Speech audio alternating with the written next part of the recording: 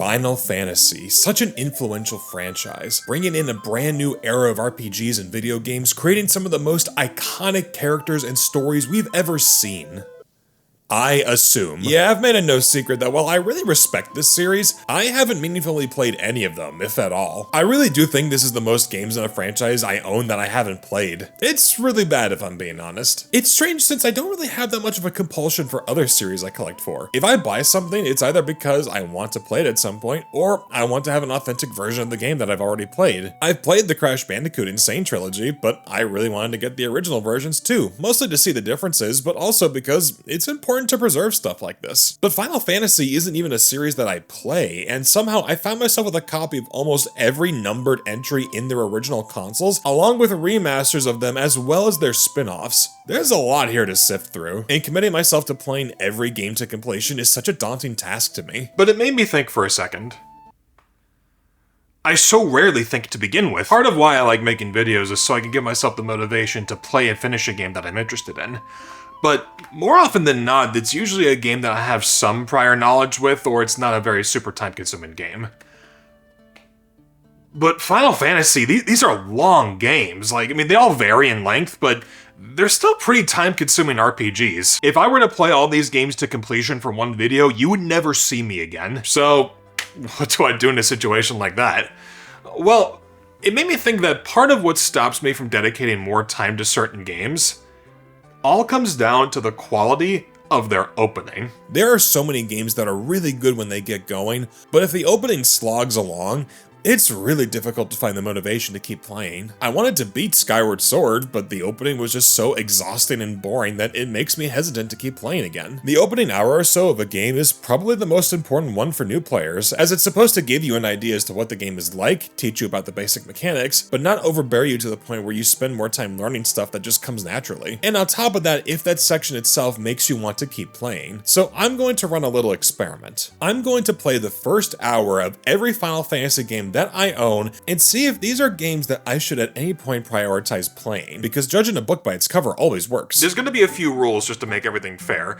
This is 1 hour of gameplay specifically. I will sit down, start a timer when I begin playing, and stop playing when that timer goes off. But considering later games get more elaborate and have more sections where you don't play the game, out of fairness, I'm going to pause the timer during those sections. Extended cutscenes, paused. Long load times, paused. Obviously, there's some wiggle room depending on the game in question, but I want to try to play these games as authentically as possible. Either I play the game on original hardware, or I emulate it as close as I possibly can. So in that case, HD remasters like 10 and 10.2, that's not going to be included, as well as any sort of quality of life mods you would see.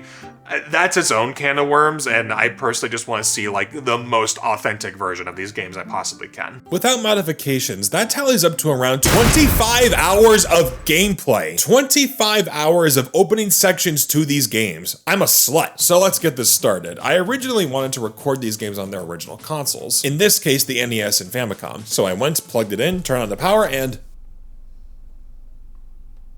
thank you for watching, everybody, and make sure to go subscribe to somebody else. Yeah, that sucks. I guess this guy finally kicked the bucket. It was a long-fought battle, and he sure did his best. But I'm gonna keep him right here because hoarding is fun. I figured I'd try the Famicom versions until I realized I don't have any of the cables. Well, I'm stupid. But then again, I guess it's kind of a good thing since these controller wires are so short. The last thing I'd want to have happen would be...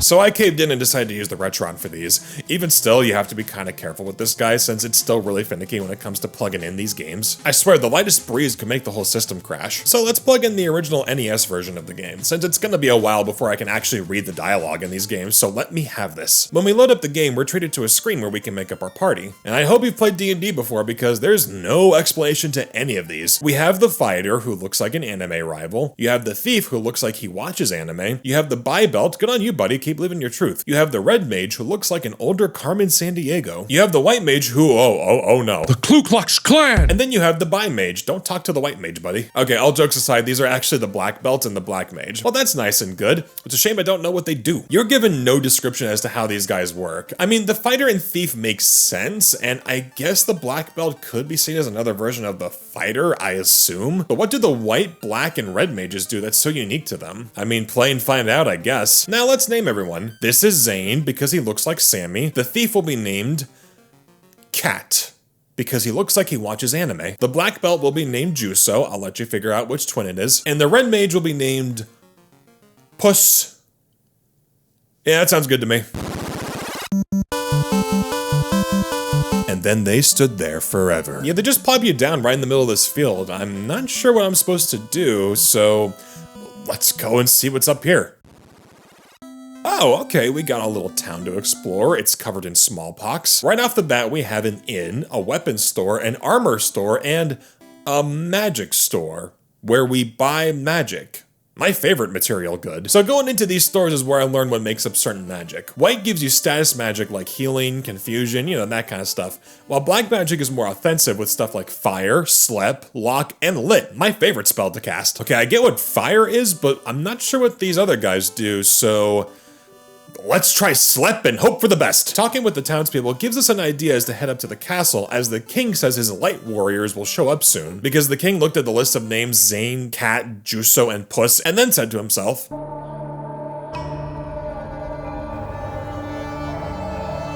Finally. The king tells us that a prophecy told by the great Lucan predicted that an evil man named Garland has kidnapped the princess, and we must rescue her.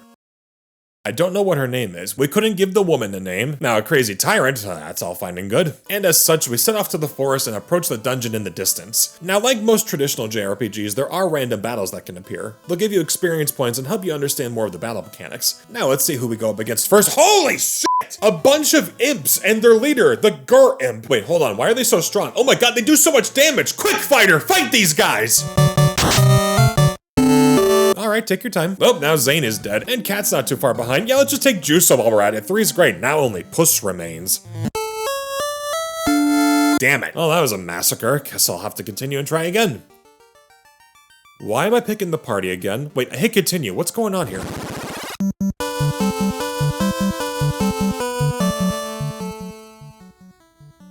I've been playing for 20 minutes. This is the Final Fantasy I experience. Spend 5 minutes picking your party, naming them, trying to figure out what the f they do with no equipment or magic that you need, setting out, and then die immediately. I'm not even exaggerating. I feel like I'm stuck in Groundhog Day just trying to make some kind of progress. Okay, let's try this again. Now, just for my own amusement, I'm going to make a party of 3 mages and a fighter, because it's funny to see someone insert themselves into a friend group. This is Tim, this is Karen, because she looks like one, this is 5-5, if you know, you know, and this is Sammy, because he looks like Zane. Now I go and get some more spells that seem to do the best, and since I have both a white and black mage on my team, I could get some more variety. And Sammy was there too. We head back into the wilderness and get a way simpler encounter. Just one Grimp, much better, and this is a great way to show how the battles in this series work. Everybody takes a turn to fight. You can choose what you want to do and who specifically it'll be done to. The real fun that comes from a system like this is strategizing what moves each member should make, not only to maximize damage on your opponent, but also to make sure you defend yourself with healing and status buffs. And I'll say this now, that's very much the template this series follows for a while, and each game more or less improves, alters, or streamlines certain aspects, which is great for later, but now, Jesus Christ, this game's not fun. Some attacks just don't work. I can't even count how many times the fighter kept missing. The fighter is missing his physical attacks. Why are you even called the fighter? You should be called the misser. That's what I call myself in the kitchen.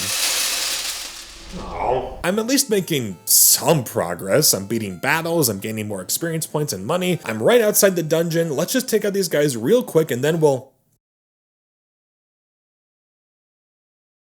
You know, there's no place like home. Am I right, Tim? Damn it. Okay, let's just head back to town and regroup. Let's stay at the inn and re-heal. Okay, my party's back up, but Tim is still dead. Guess they put his corpse in the trunk. Now we gotta go get him revived at a clinic, which is 40 gil to revive him? What even is that? Why do I have to pay so much money just to revive one party member? I already spent 30 just to get everyone back to health. Fine, I'll battle some more just to get some extra money. There you go, you f***ing American hospital. Welcome back, Tim, you sorry son of a bitch. Now the gang's all here, so he only has 1 health. He has 1 health? Why would they only give him 1 health from a revival? That doesn't even happen in Dungeons and Dragons. Oh my god, let's heal you up. 17, well, that's better than nothing.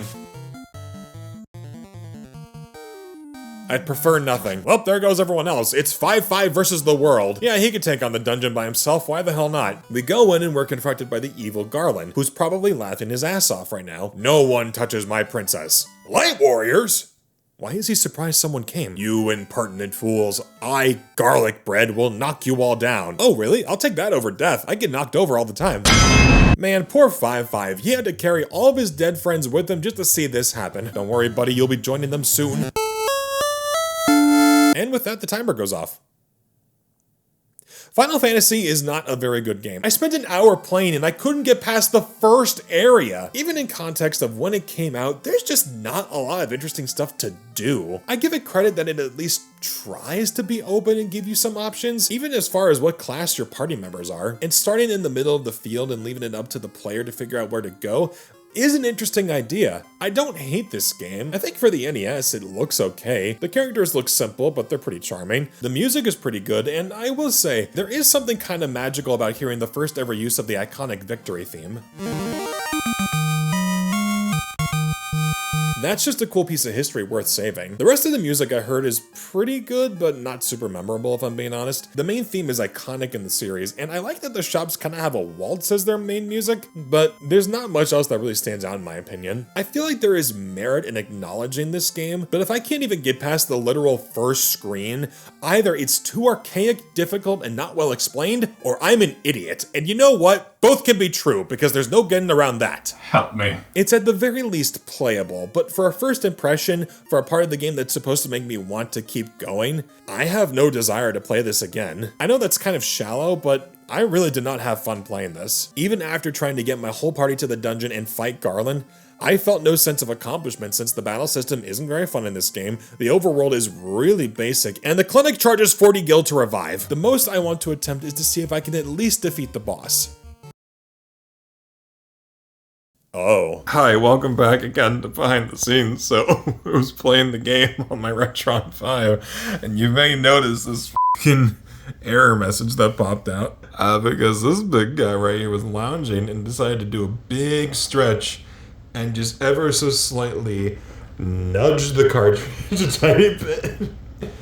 And the hour's up, basically, so, yeah, I'm moving on to Final Fantasy 2. Right off the bat, we are entering uncharted territory. Of all the games in this video, the only ones to not come to America for a long time were 2, 3, and 5. It took them a long time to come over to the land of guns, and for this video, I wanted to look at the most authentic versions I could play. So that means from here until 6, we're playing the Japanese versions. One, because 2, 3, and 5 didn't have official English versions on this console, and in the case of 4 and 6, it's because, oh no! All of these together cost less than one copy of the American versions. I hate all of you. Alright then. What does that say? Right, so a bit of a snag at first since I can't read Japanese. What does Google Translate have to say? In a faraway world, a long-lasting peace has now come to an end. The Emperor of the Kingdom of Parmesia has summoned a monster from the sky and set out to pacify the world. Pacify? So you're telling me he summoned a giant binky? In response, a rebellion was launched in the Kingdom of Finland? Okay, so after looking at an official source, the setup is basically, after a long-lived peace, an evil emperor has set out on his conquest of total power, and summons a monster from the underworld to start the attack. A rebel force attempted to fight back but was quickly ambushed, leading to all but 4 young warriors being kidnapped. And this is where the game proper begins. Gotta name everyone though, and I don't know how to name everyone in Japanese, so... this is Ken. This here is a dog with his 4 owners, and this here is... and this guy is less than that. We begin the game and die immediately. Glad to see nothing's changed. No, this is actually pretty cool. You can't win this fight, it's a mandatory loss. Not only to show how powerful the Empire is, but it's also the first time in the series where they use gameplay elements to show the strength of your character. And in this case, there's none. We wake up back at the Kingdom of Flynn, where it's Princess Hilda healed most of the party back to health. We're one guy down, but at least we have a bigger inventory for items. That's nice. And right off the bat, I feel okay saying that this is a much better introduction than the first game. Sure, you don't get to choose your class, but at least you get hints in this opening area so you can progress normally. A ton of shops for magic and weapons, but the big thing now is that the battle system, at least on first viewing, feels a lot more fair. The enemies you come across are a lot more docile early on, which makes fighting them in traversal so much easier. I don't feel like all my resources are depleted with just one encounter. Physical attacks are actually getting somewhere, and there's a bit more variety too. The sword slash is more prominent, different weapons are available as well, and we get to see them in action, one of them being the bow and arrow, which looks pretty cool. And I can't tell if it has more of an effect on enemies in the back, but I can appreciate the variety. Graphically, this game's only a marginal step up above the first in my opinion. Some of the graphics are pulled over like the pox-ridden ground or some overworld sprites, but there is generally more detail put into the environments and characters. Look at his brow, he's so angry. I'd be angry too if I died. This one already gets placed above the first game because I can actually make some progress here.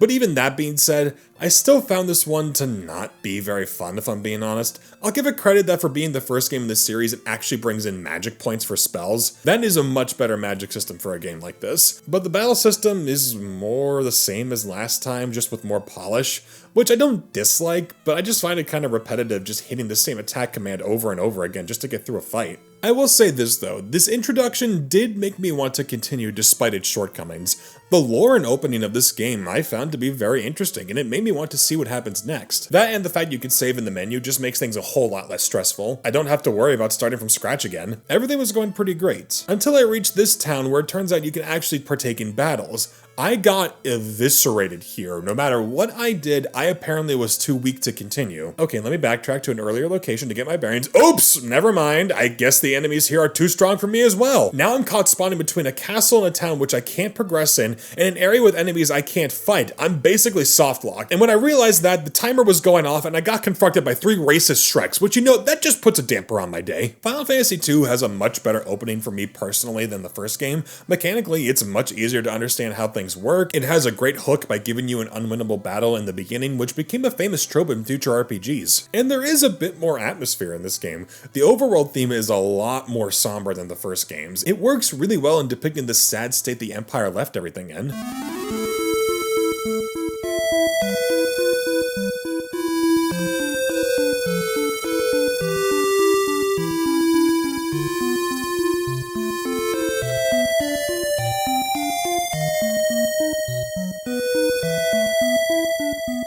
Everything was looking up until I got to that goddamn town and softlocked myself. I don't care what the intention was or if I did something wrong. I got to this point by playing by the game's rules and then it trapped me. Now I'm a dad. Any game that has something that kills your progression to the point of not continuing is a game that I have no desire to continue. I wanted to, but if that's how the game's gonna be, I'd rather play something else. And do you want to know what that something else is?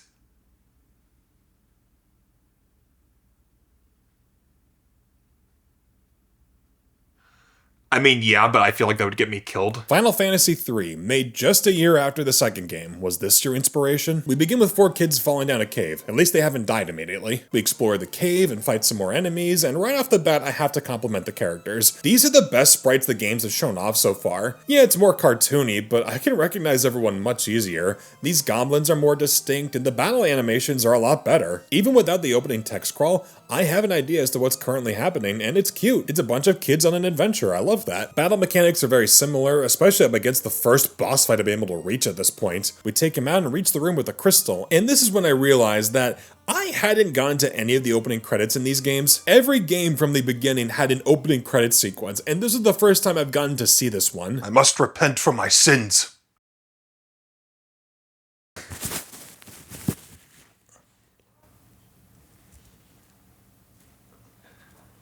It was a really cute rapture. From here, we receive a crystal of light and venture back into town, and things are looking pretty familiar. Yeah, I know the NES can only do so much, but I am so sick of this smallpox lawn. So far, the town's design is a lot more streamlined. You walk in and all the shops are right next to each other, with the inn being the first building you see. Much better. Honestly, the town was the most surprising aspect to me. We have this tavern you could go into and talk to some people. A lot of it is flavor text, but it's nice to flesh out the world a little bit. I love this one dancing lady in the bar. You talk to her and then she goes...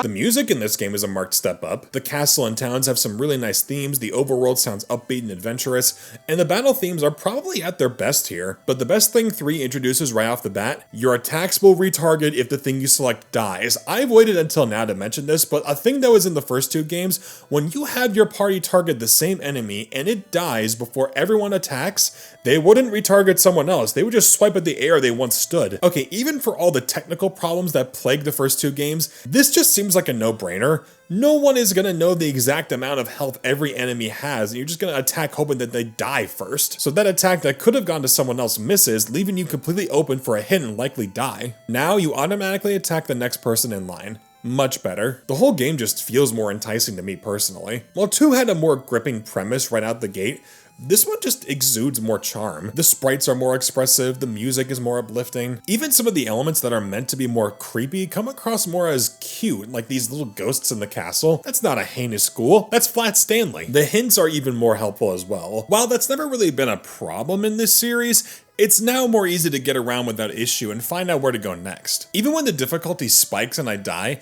I don't find it as infuriating since saving works the same as last time. And when you die, there's a little cross that hovers above your body. That is so sad looking, but it's so funny at the same time. While this is a more engaging start, I don't know if I could say it's really making me want to continue. It's certainly more fun so far, and I've made more progress than I have with the first two games, but when the timer went off for me, I just said, yeah, that was fine. I guess to me, this just feels like what the first game should have been, and as such, the only things they really improve on are technical and making things more balanced. Which granted, was the sole reason I didn't enjoy my time with the first game, but with that fixed, you have something that in its first hour is charming and functional, but not much more than that. Oh, damn it, it still surprises you! Well, I'm dead. Next.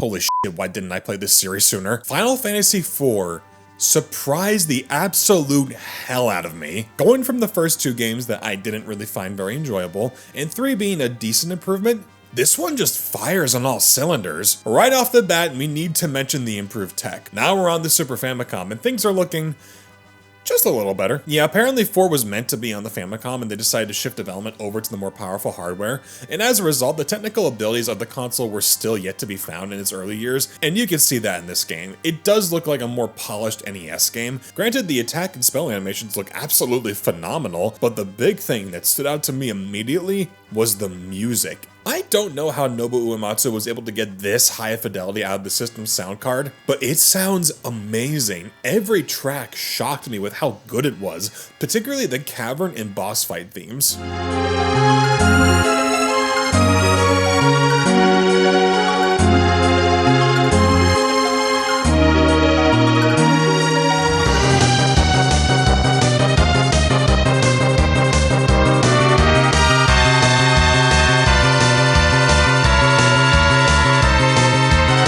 Not only was that improved, this was probably my favorite introduction story-wise. We begin leading an army as the famed Captain Cecil, trying to kill the Mist Dragon in the name of the king, and this game opens with us flying on airships with battles showing Cecil automatically killing all monsters in his path. That's just the game showing you how much power you could have later on, and it's so damn cool. The man questions the king on these missions, both to ease his men and also his own conscience, and then the king responds with, "Who cares what you think? You are not my father!" and strips Cecil of his rank and sends him off to send a message to a village holding the Mist Dragon, and to also kill it. His close friend Cain Cecil joins Cecil on the journey, and before heading off, Cecil gets some sleep in his full armor. At this point, we get the opening crawl, which looks kinda ugly, I'm not gonna lie, but then we get to set off on our journey. We head off to the desert, and then damn it. Okay, in all seriousness, this is the game that finally made me enjoy the battle system. Not only do you have more options from the start, including physical attacks and super moves that take some of your HP to use, but this game introduces the active time battle. Basically, you're still taking turns while fighting, but now you have a refresh rate after every turn you take as each character. This also applies to enemies as well, so during that downtime you can't really do anything, but once it's activated, you can then strategize how you want to attack. Do you wait until your comrade is back at full and ready to strike immediately, or do you want to wait until your partner is halfway up so when you go, you don't have to wait as long to deal out turns back and forth repeatedly? But you can't take too long since enemies work the same way and will attack you whenever they're ready to. So this adds a level of quick thinking into the battles, and more importantly, it speeds things up. The pace is always moving in this game, and I love that. Though I would be lying if I said I didn't wish they included diagonal movement by this point. The cardinal directions are okay, but it just kind of feels a bit stiff. But we find the Mist Dragon, we kill it, and we make our way to the next town when Cain lets out a bunch of fire and burns everything down. Oh my, okay, Jesus Christ, dude. And to make matters worse, we find a young girl who tells us that her mother died because her dragon died. And at this point, Cecil's gotta be thinking to himself, and then the young girl, whose name turns out to be Rydia, summons a giant man, yeah, why not, who causes an earthquake, leaving Cecil separated from Cain and left with an unconscious Rydia. The girl whose mother, may I remind you, is dead because of us. This all happens in the first 30 minutes of the game. Can you imagine trying to do that on the NES? I'm pretty sure the console would go, What? I'm not breaking a console over a joke. This channel doesn't make that kind of money. Cecil takes the unconscious Rydia to a nearby town, settles down in a local inn, and she is not in the mood to talk, rightfully so. But in the middle of the night, a bunch of the king's guards tried to come and kill her for being a survivor, and Cecil, I'm guessing, has just had enough of the king's shit at this point and kills all the guards, earning Rydia's trust. This battle-hardened man now has to take care of this orphan girl. Final Fantasy IV inspired The Last of Us. I mean, they look so similar. Now, at this point, the timer had gone off. I was about an hour into my playthrough. I kept playing. Yeah, this was one of the games where I broke the 1 hour rule, because every time I said, okay, I'll just play the next section, there ended up being hook after hook after hook, making me want to keep playing. To me, if a game is making me forget how long I've been playing it for, it's doing something right. We venture out into the desert with Rydia and our party. Well, let's see what she can do.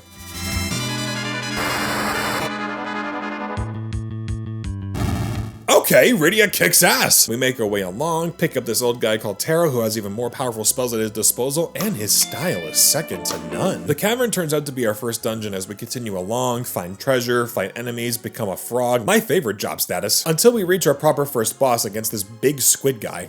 Look at his face. That's the kind of face that says, I'm a hentai tag. And I'm okay with this. And actually, most of the creatures you come across have funny expressions, whether it's these fish who have more brow than fin, or these guys who look like angry nipples. I'm very uncomfortable. Okay, now we've beaten the boss. I think now is a good time to stop. Let's just walk out to the nearest town and save and...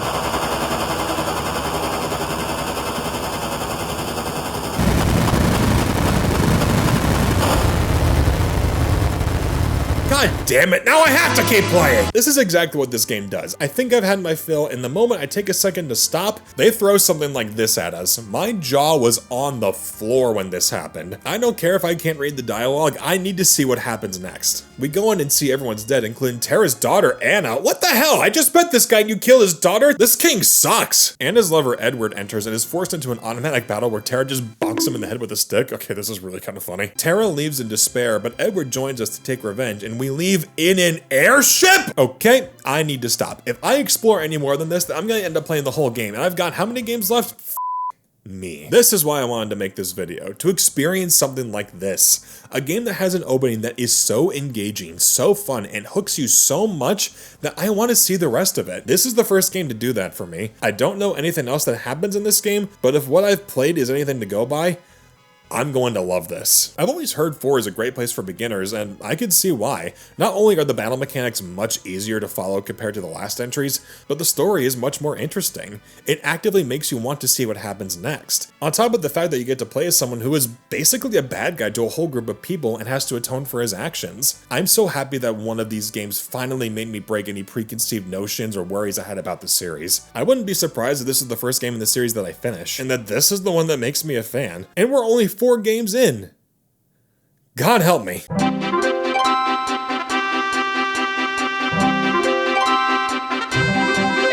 Final Fantasy V is just kind of there in my opinion. Yeah, I think the opening of 4 was such a surprise to me that I was kind of expecting something similar to happen here. And while it starts off kind of epic and mysterious, it feels closer to 3 in terms of how things are presented. That much is apparent during the opening credits where we see our lead riding a chocobo to some very bouncy and adventurous music. It's really charming, and not 1 minute after that, we see someone fly out from a castle on a dragon, a gang of pirates on their ship, then a crystal in a shrine breaks, and suddenly a meteor falls to the ground. And to immediately follow all of that, we see a dude camping with his bird. Honestly, same here, man. I'd hang out with my animals in the face of imminent threat. Even the presentation is more cartoony and wild. Look at the chocobo run. He's like... This here is Bartz, who's basically your average shonen hero. We take him and find the wreckage of that meteor and see a girl from the opening being dragged away by goblins. This is Lena, princess of the land who hopes to find her father. Then immediately we find a man unconscious named Galuf. Who is he? I don't know, but neither does he. The crash gave the man amnesia, so I'm guessing that's his arc for a while. They all set out across a canyon and fight some goblins who are— Good grief, he's naked! They quickly realize they are outnumbered and need help if they're going to continue. So they set out through a few caves until they find a pirate cove, with a ship and a crew led by their leader, Captain Ferris. Oh my god, we are meeting so many characters, and that's both a good thing and a problem. It's a good thing since these characters have very prominent personalities and are really expressive, so whenever they interact, you're going to find something that's really entertaining. The bit where Bartz discovers that Ferris is actually a woman is really funny. A bit creepy that he invites Golliff in while she's sleeping, but it does get funny again when Lena chews him out for it. The problem lands in that there are so many characters that are really simple, it's hard to find any of them particularly engaging. I think back to the last game and how the events and actions every character takes impacts something about themselves and others. Cecil and Rydia's relationship is interesting because of their circumstances. Everyone here is charming, but it's hard to find them interesting when they're all kind of on the same wavelength. Things do get a bit more interesting when they find a sanctuary with the crystal, and it introduces the new system that defines this game. The job system. Basically, no characters are locked into a certain class or job type like in 4. Now, you can select who you want to be as a certain class. You want Bartz to be a white mage? You can do that. Or if you change your mind, you could switch it with something else. And this applies to everyone in your party. Technically, this system was introduced in 3, but I didn't get that far. Leave me alone. With this at your disposal, you have the ability to customize your party to be whatever you want them to be. And with that freedom, it could potentially bring some of the most interesting gameplay the series has ever introduced. Obviously, I didn't get to see it in action too much, since you get this after you get 4 party members, but I can imagine this would shake things up pretty well. Gameplay-wise, the battle system is more of what I liked about 4. Active time battle is back, and for the first time, you can actually see your own ATB meter. Now you can strategize your turns more effectively since you can see where everyone is. There's a lot here that can make this game extremely fun to play, and I definitely want to, but it doesn't really have that must-play feeling that 4 had. And I know it's its own game doing its own thing. I know you need simpler stories, especially after one that goes as dark as 4 did. But I don't really feel the need to explore these characters and their journey. The only urge to continue I have while playing is its gameplay, which I stress is a great reason to continue. I just wish there was one more hook, one more thing that made me say, I need to play this. At the end of the hour, I felt more like saying, yeah, I want to play this at some point. It's on the list for sure, but I don't really think it's going to be a priority anytime soon. Again, I must stress, I love the charm and expressiveness this game exudes. It looks better than 4, the music is good if not as memorable as 4, and the character moments are seriously worth experiencing. Although this moment with the dancers caught me off guard a bit. Bartz is loving it, he doesn't know where to look, and oh god. Now this here looks like a challenge.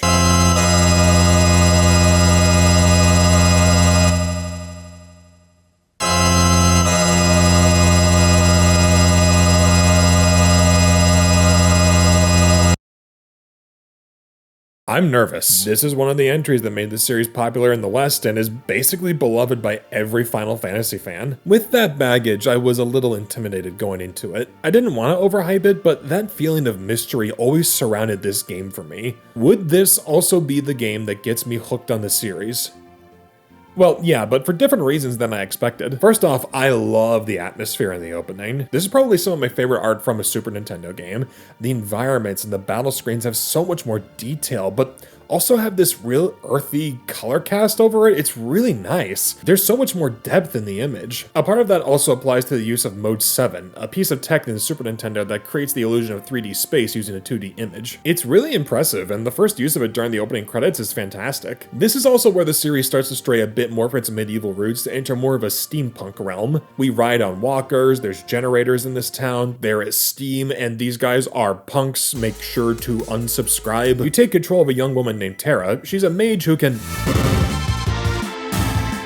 fuck shit up. Damn, look at that. We go through a town fighting its inhabitants, and at our side we have Biggs and Wedge. Yeah, it's meant to be a reference to Star Wars, especially since they meet the same fate as the actual Biggs.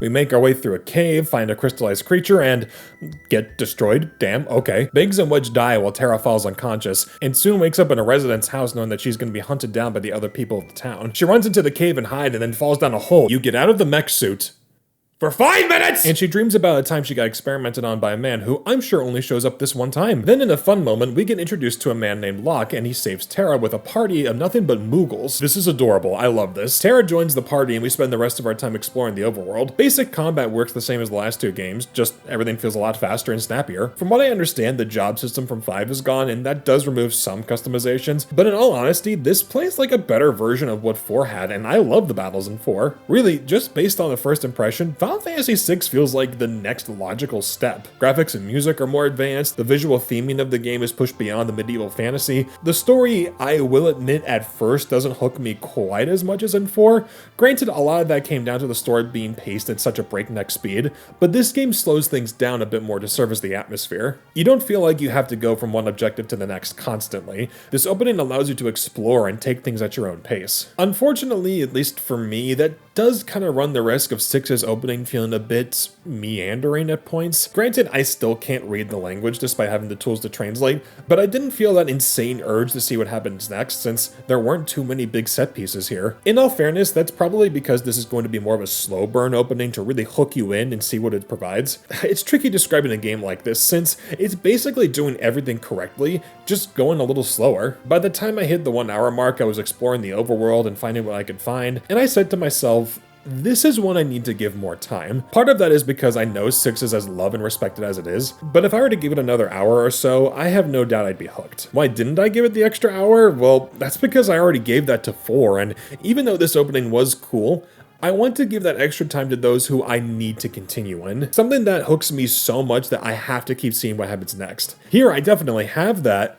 but it's not quite as immediately gripping as the first. Although the improvements make me want to continue. The battles are great, the graphics are gorgeous, the music, big shock, is incredible and probably has my favorite battle theme so far.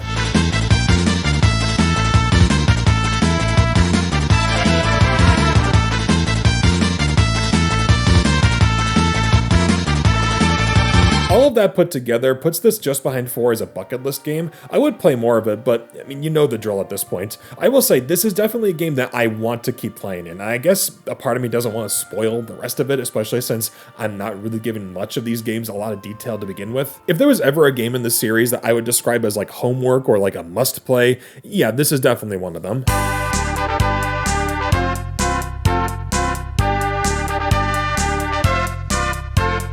Now this is interesting. Our first spin-off of the series, Final Fantasy Mystic Quest. This was made as an easier alternative to the main series for those who found the games too difficult. Which is funny to me since this was made after 4, which is plenty easy to understand and play. But whatever, this feels like it's trying to aim for more of a younger, more inexperienced crowd. I will say it's good that American copies of this game are pretty cheap because I feel a lot more confident that I can read everything now. Alright, let's name our lead. This is Yasqueeze. We begin at a mountain and okay, bye. Now we're going into the shaky mountain and meet this Swedish chef-looking guy. What? Press B to jump. We can jump in this game? I wasn't expecting that. That's pretty new. Oh, the cliff collapsed. Look over there. That's the focus tower. The focus tower? The Vial 4 will steal the power. Wait, the Vial 4? Who's the Vial 4? Yes, you. Yasqueeze. Only you can be the knight spoken of in the prophecy. Bow down to Sir Yasqueeze. Oh my god, a monster appeared. Was he behind the text box? Oh, hello. That's a different layout. It's kind of neat. And also easy. This place is becoming dangerous. Follow me to the level forest. Why is it called the level forest? Gotta get out of here. Who was that guy anyway? What do you mean who was that guy? Why else would I climb a collapsing mountain if you didn't know someone was up here? What, did you want to go sightseeing during an earthquake and chose, yeah, this is a good time to do it? Man, the category 4 really does a few wonders. We make it to the forest and find the old man. There you are. What do you think I should do first? Save the crystal of the earth. See you. I love this. We make our way through the forest and damn, White Boy can jump. He's clearing the trees. I can even jump over this guy who looks like Disney's Merlin. I can also strike with a sword on the overworld. This is looking more like a Zelda game than anything else. Alright, then what's over here? I guess that's it for the forest. What is this game? We find a town, talk to this lady named Kaylee who says she's gonna chop down a tree in our path and grabs an axe from the wall. Don't worry, Mom. I'm just gonna go chop down people. But first, I gotta explore this village a little bit first. We find a little farm with 2 more Merlins and 2 Yubabas from Spirited Away. What do you have to say, sir? I've turned into an old man. Yep, that's how time works. We get to the tree and then... Jesus, don't f*** with Kaylee! And now we get into a fight with... brownies? Oh, he has a band-aid! That's adorable! I actually kind of like that detail, that the enemy shows visible damage the further into the battle you get. That's a pretty nice attention to detail. Wait a second, didn't I already get that chest? But wait, I could have sworn I did. Hold on, let me try something. You can respawn the potions. That's so busted. You could in theory spend an hour here getting unlimited healing from this, if you even needed that, because holy shit, this is the easiest game in the franchise so far. Nothing stands a chance against you. Battles are way more simpler than before with no ATB or magic points. Now you just have a set amount of spells you can cast, which is fucking stupid as hell. But you get more weapons as you progress, like Kaylee's axe when she gets sick and has to leave, or when this ninja appears and joins the party with throwing stars. His name is Tristam, and I thought I was being funny with ya squeeze. Enemies don't stand a chance against him either. I mean, hell, none of them pose any threat to you at all. Not brownies or these slime guys that look like noses. Well, how about this pig guy? Are you tough? Whoa, that's not a pig, that's a whole unit. Why go to the bakery when we've got cake at home? It's weird. Mystic Quest definitely succeeds in being easy, but in doing so, it's stripped away any kind of fun you could have. Battles are brainless. You could get away with just hitting the A button over and over again without changing a thing, and with no interesting NPCs or locations to visit. While this is funny, the novelty wears thin real quickly, and the gameplay isn't even good enough to carry it. Even if you die, you are given the option to just retry the fight with no penalty. This almost feels like a fan-made Final Fantasy game. The self-aware humor, the basic aesthetic, the vibes that really don't match the rest of the series. And if this was meant to be a gateway into the world of Final Fantasy, well then it fails because no other game does this. I will say this, the more cartoony character designs are a pleasant change of pace. They aren't as detailed or crazy as the main series, but the overall look is cute. Enemies look great from the hulking man to the, oh my god. And let's not forget the Flamerous Rex, that's an amazing name. Whoever wrote this, or at least is translating it, is just having a laugh. And this music goes way harder than it has any right to. Not every track lands for me, but some of these are certified bangers.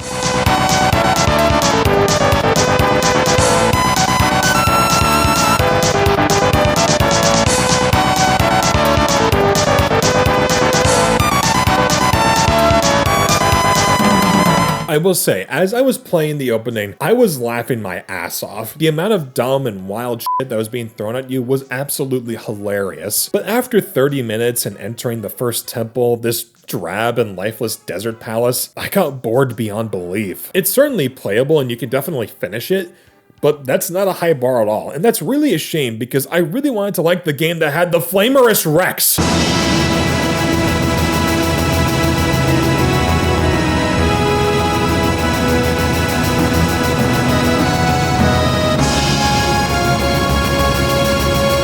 If 6 made me nervous, then I'm terrified. Final Fantasy VII is Final Fantasy VII. Yeah, I mean, what else can you say about it? That's my pitch. You're not very good at this, are you? I'll buy 20. This is the game that defines this series. There isn't any other entry that comes close to the impact that 7 had and continues to have. When you think of Final Fantasy, you think of Cloud. When you think of Final Fantasy, you think of Sephiroth. When you think of Final Fantasy, you think of trauma. No. Wait. I have never played this game before, and yet I know everything that happens. That's how present this is in the zeitgeist. I'm in a very, very different place than everyone else who played this game for the first time, not knowing anything about it. So with all that in mind, and looking at this as a first impressions of the opening hour, this game kinda really does slap a lot. First of all, the upgraded tech is put to good use. For 1997, this is pretty impressive stuff. It gets a little off-putting during the overworld since I'm traveling on what are basically pre-rendered images instead of 3D environments. Individually, they look okay, but the mix is definitely not aged gracefully, especially when playing on a more modern display. But the more I played, the less I started to pay attention to it. You take control of Cloud Strife, everyone's favorite OTP candidate, and he's on a mission with a group called Avalanche to blow up a reactor inside of a building owned by a company called Shinra. And that's the most you're getting out of this opening plot-wise, because now more than before, things are starting to get a lot more straightforward and dependent on who you're talking to. It's not like the straightforward design of 4 where you had a clear objective marker, but you could still explore at your leisure. Here, this is built to be a one-way dungeon to teach you everything while also setting up the plot and characters. We have Barrett, who talks like Mr. T, Biggs and Wedge are here with more prominent character traits, and then we have Jessie, who's good at hot wiring. That's pretty cool. I hope she lives. The run through the Shinra Tower is about as straightforward as you can get. There's not much in terms of exploration during this section, though now that the game is fully within the steampunk aesthetic, we get some really nice looking backgrounds and really interesting camera angles. And then we get to the battles, and this is the one thing that is seen both the most and least amount of change. The turn-based ATB system is still here and it works identically to how it did before. We get a new move called limits that fill up the more you take damage or dish out any damage, and when the gauge is full, you unleash a really powerful attack. I like it since it gives you an incentive to strategize and not just tank hits. But the biggest difference across the board is hands down the visuals. Everything is presented in full 3D, attacks have more defined animations, and the camera flies around to get these really cool angles. This stuff is really cool, but it does slow things down a bit. Maybe I'm a bit biased since I just played 7 games with this system, but the battle speed is so much slower compared to previously. Again, it's in service of showing more detail, so it's not just arbitrarily slowed down, but I would be lying if I said I didn't miss how snappy everything felt in the previous games. But I will say, just like how it was magical to hear the victory theme in the original game, it felt just as special hearing what's probably the most famous rendition of it for the first time.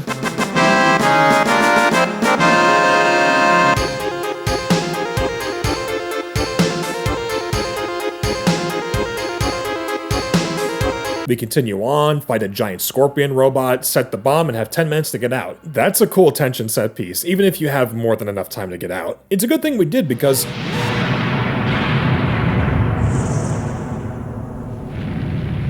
okay, that bomb was bigger than I expected. Everyone splits up, we explore the streets after the explosion and run into a flower girl. This is Aerith. We buy a flower from her. Oh, it's so sweet. I hope she lives. We fight more soldiers, hitch a ride on a train, and meet up with the group to get some more world building. Since here you can listen to everyone who's on the train. This is why I hate the last train. Now, sir, would you have said that if Barrett wasn't missing an arm? We talk some more before getting off the train and head back to the hideout where we meet up with both Tifa and Barrett's daughter Marlene. Dude, I love this bar. It's really cozy, feels lived in, and Texas. Why is there a Texas sign here? Does that exist in Midgard? Is Ted Cruz the head of Shinra?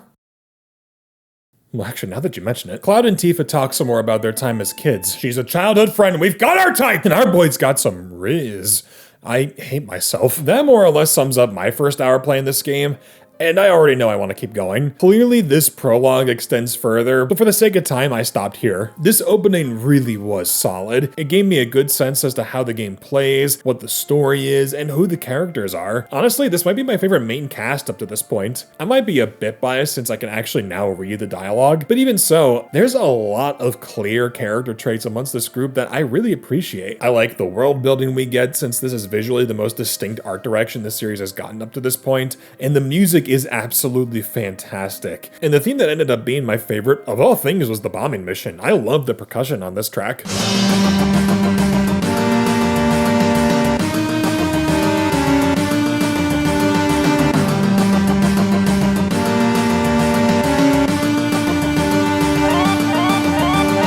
Not everything's landed with me. Visually it's impressive, but it has aged pretty badly at points, and the emphasis on dynamic animations and camera movements, while cool, does slow the battles down too much in my opinion. Again, I know this is a problem that's remedied in later releases, but it's something that I think might throw you off if you're used to the earlier games. But that doesn't really mean much in the grand scheme of things since it's being used to elevate the experience. It's a new generation of gaming and they wanted to showcase what it could be, and considering what's to follow, I think they did pretty damn well.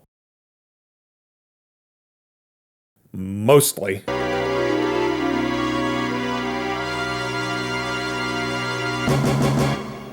Now this is one I knew very little about going into, which is funny to me because I've seen reviews and playthroughs of this game. I couldn't tell you a single thing that happens in it. I mean, I guess that's good for me since my first time is basically a blank playthrough, but this was always presented to me as some sort of black sheep in the series, the experimental one that often gets lost in the shuffle when it comes to the games released on the PlayStation. And I will say right off the bat, I can definitely see where some surprise would come in as we're treated to a 4-minute long opening cinematic showing all of the characters and it's presented in the most anime style we've seen so far. Oh, Tetsuya Nomura was the visual director. You don't say, his style is so subtle. This all looks really cool and it basically acts as a quite literal anime opening to the game as it shows all the characters, them being cool, epic music, and after everything calms down,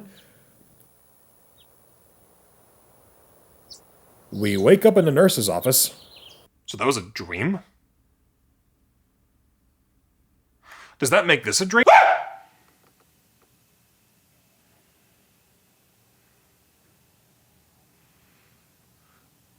Does that make this a dream? What?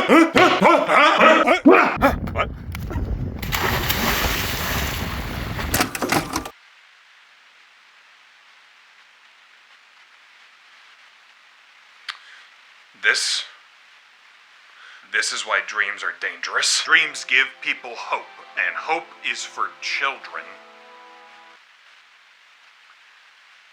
Everyone from age conception to 65. So it turns out that fight was actually practice for an exam that our main character is taking at his school. This is Squall, and it's so weird calling him that since I'm so used to seeing him in Kingdom Hearts. That's Leon. And I kind of like that name more. We see Squall is upset because he lost in a sparring session when...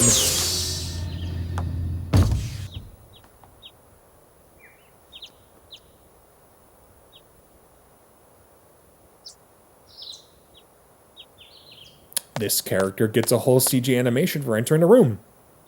Why does she get a CG animation for entering the room? That would be like if I suddenly got more cinematic. And we simply do not have the budget for that. We walk around the school and find ourselves at the end of a class session, and then we walk around the school some more, and then we walk around the school some more, and then we walk around the school some more. You spend a lot of time in this school. I get this is meant to be subversive of how these games usually open. The last few games had air raids, meteors, mech walkers, a bombing mission. While here, they want you to get invested in the world and the characters, which is a cool concept. I like the idea of playing an RPG in a school. I mean, if only there was a whole series where I could do that. This school basically trains students to be mercenaries that hunt down monsters. It kind of reminds me of Ruby, if the company it was from stayed open. I don't know what timeline we're living in because I wrote this joke long before this announcement.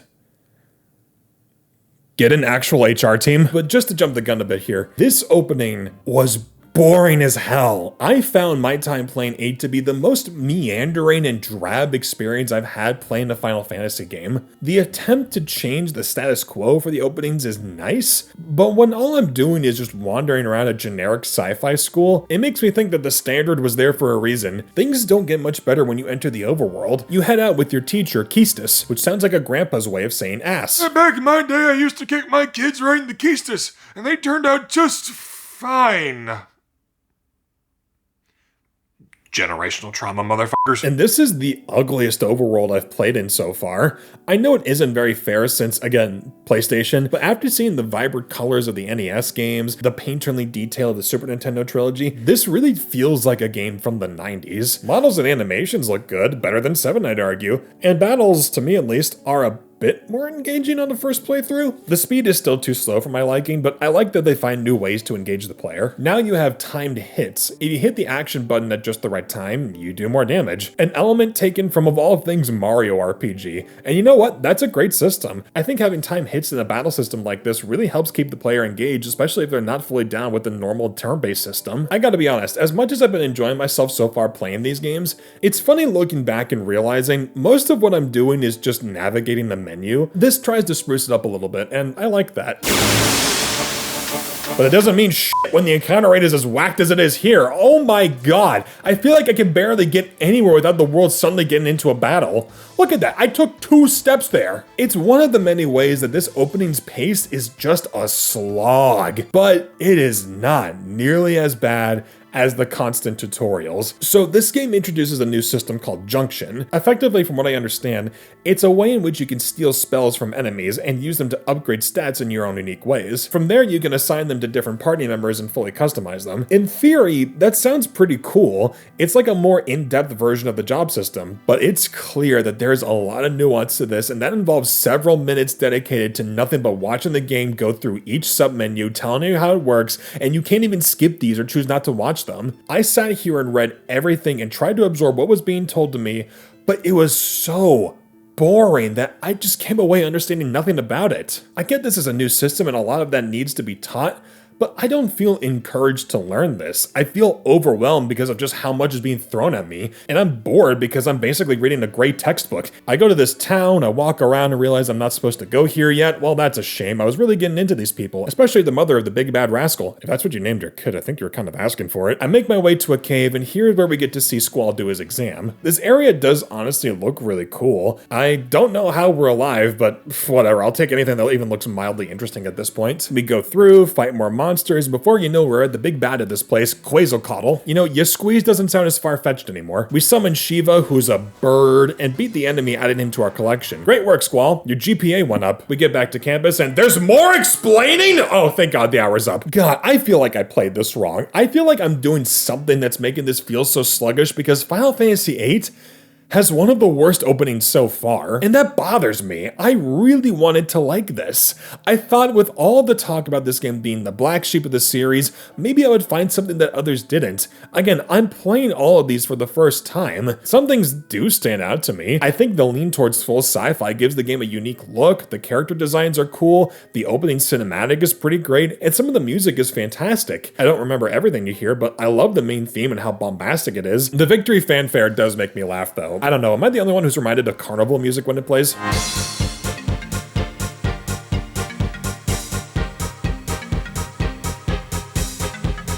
I like the idea of playing as a student in a school. I like that they clearly encourage you to interact and talk with all the classmates. I like the attempt of starting on a more subdued note, but everything you do is so damn boring. I don't need the game to be going at a breakneck pace for me to like it, but it has to do something, some hook that really gets me, but that never happened. It felt like busy work with no progress. I'll be real, this is the first game so far to break the streak of games that I immediately want to go back to. The last 4 entries made me want to keep playing them, and it makes me feel like I'd be playing it out of obligation. Maybe I'll give it another shot at some point. I do think I need more than an hour to just wander around and see the stuff they want to show me, but if they wanted to introduce the game by breaking the mold and having a slower start, then I think I'm better off with what's next.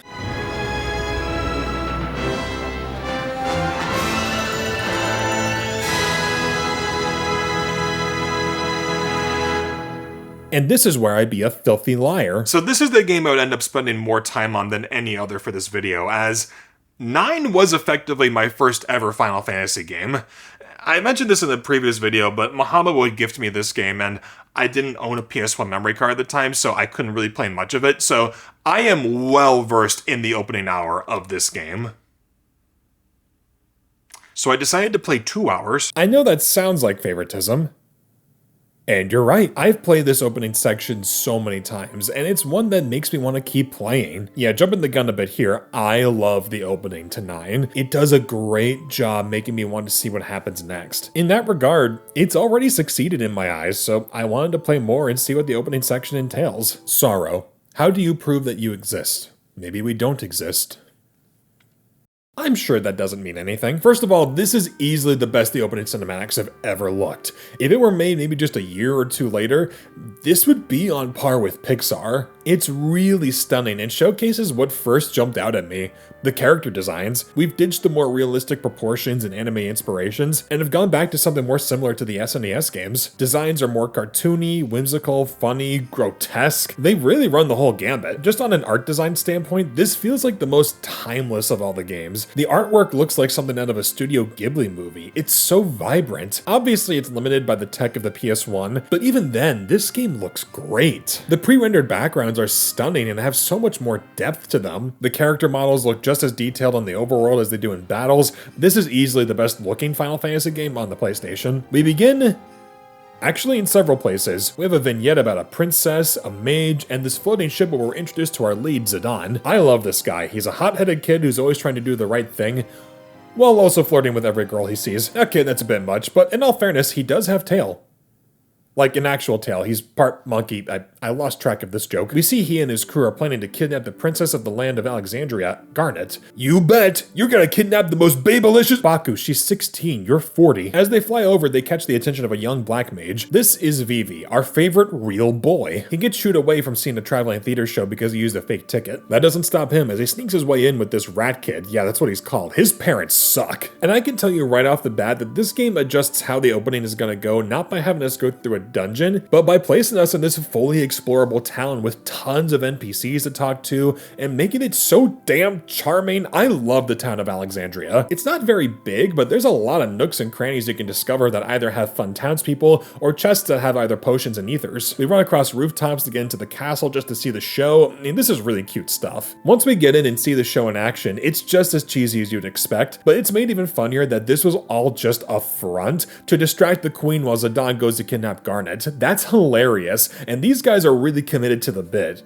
Shakespearean acting, stage combat, secret elevators for surprise reveals, and this show is called I Wanna Be Your Canary. I have no joke for that, that's just a great name. But things are made even better by the fact that Zidane runs into a hooded figure who actually turns out to be the princess, and after chasing her a bit, we learn that she actually wants to get kidnapped. It's basically like Jasmine from Aladdin. She doesn't want to be a princess, and Zidane is like, wow, that's actually pretty dope. We're gonna take the best care of you. All of this happening while the captain of the guard, Steiner, notices that she's on the run and searches for her, leading to all of them ending up on stage and just ad-libbing the hell out of the finale and making the queen cry because of how good it is. There has not been one actual battle at this point, and it had me hooked at the cutscene where we saw the three swinging across the castle. This is amazing. But, poor Steiner though. I got 141 and 2/3 chance of winning. And to add on top of that, Vivi gets caught for sneaking in, runs on stage to avoid the guards, and accidentally sets Garnet on fire while revealing it was her the whole time. The queen gets pissed and sends out a fire demon. I guess her daughter is fireproof. Well, actually, now that I think about it, the airship gets shot down, forcing everyone to land in the forest, and that covers the first hour of this game. Yeah, under normal circumstances, this is where I would stop.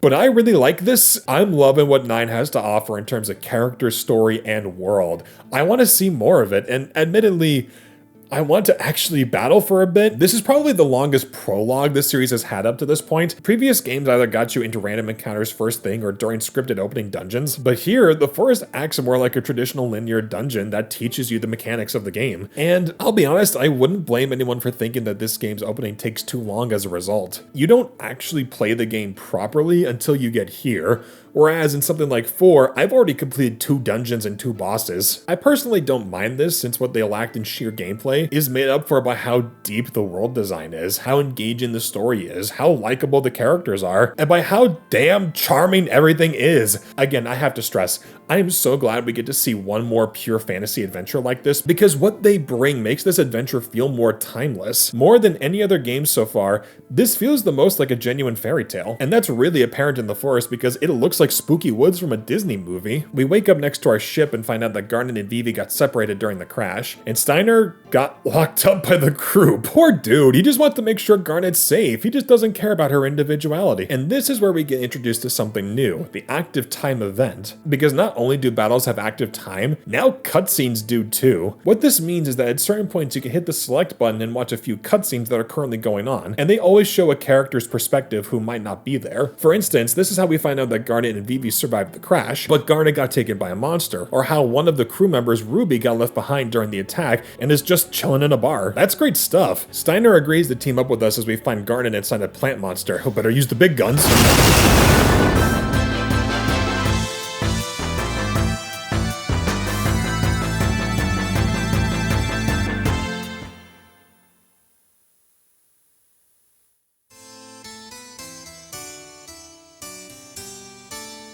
Okay, maybe the smaller guns. Just to talk about the battle system and the mechanics in general, this is way simpler than 8. We go back to how things were laid out in 4 and 6, with certain party members having specific traits and classes. And while that does remove some potential customization, I'm just glad I can actually understand how to play without 10 minutes of menu scrolling. That being said, battles are probably at both their best and worst here. Best because everything is easy to understand and learning about certain classes gives you a hint of strategy, but they also do move a lot faster. Animations for attacks are faster, magic doesn't take as long to cast. Speed-wise, it's a moderate improvement from 7. Shame that kinda all goes the wayside because the damn loading screens are this long. Oh my god, these are the worst they've been on the PlayStation. Battles can take anywhere from 5 to 15 seconds to load, and when you run into a lot of encounters, that extra time adds up quick. Granted, I don't know how much of this is because of the console's age. My PS2 isn't refurbished, so it's basically how it was at launch, but if I had to recommend a way to play this game, do it through a re-release, specifically on PC. I found the Switch version to be kind of poorly optimized with control delay, so get it on PC with a nice fast hard drive and mod it to play how it should. Why are you like this? We save Garnet as the forest turns into stone, getting our friend Blank killed. Not Blank! What will his tombstone say? You get it? 'Cause it's Blank! We camp out and decide to find our way through the thick mist covering our path, and finally we get to the overworld.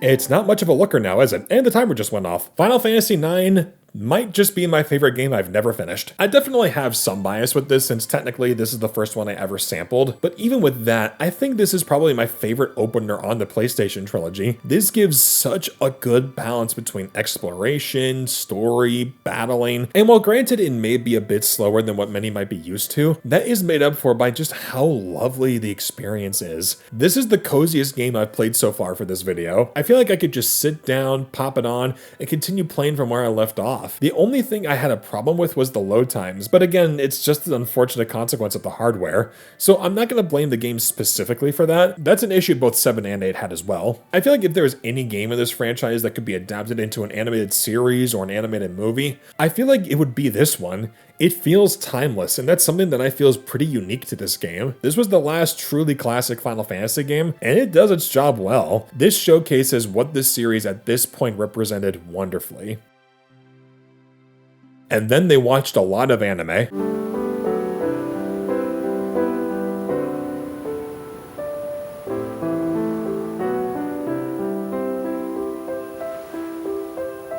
I can't tell you how much I've heard about this game while also knowing absolutely nothing about it. The discussions for 10 I've seen between fans of this series often boil down to a few key factors. 1, the sphere grid exists, and people disagree on it for some reason. 2, the overall tone and direction feels more influenced by contemporary anime, which I don't blame them for. A lot of other games in this series were inspired by popular anime. I mean, hell, 7 took a lot of cues from Battle Angel Alita, and it looked awesome, so I don't really think that's an issue here. 3, people make fun of this laughing scene.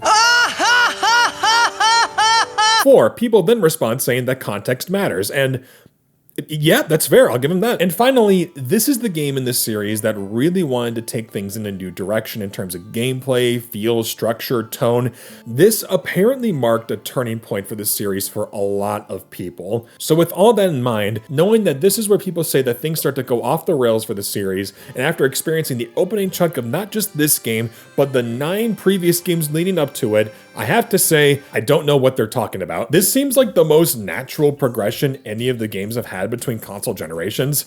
I was expecting a bigger shift in gameplay or maybe something that was more obviously different, but no, battles are still turn-based and use a version of the ATB system. There are some adjustments to give 10 its own unique flavor, but by and large, going from 9 to this isn't as massive a leap as, say, going from 3 to 4. I will say that this is definitely where things start to get pretty long. 10 easily has the longest cold open in the entire series, thanks not only to the multiple locations you come across, but now for the first time ever in the series, we have cutscenes with full voice acting. No more moments of characters standing around with text boxes to progress the plot. Every important scene is fully voiced and directed. Even when you talk to some NPCs in the overworld, I figured they just have the text boxes, but no, some of them are actually fully voiced too, though they usually only have one line of dialogue, and that kind of makes it even funnier when they say the same thing over and over again. Stay away from the summoner!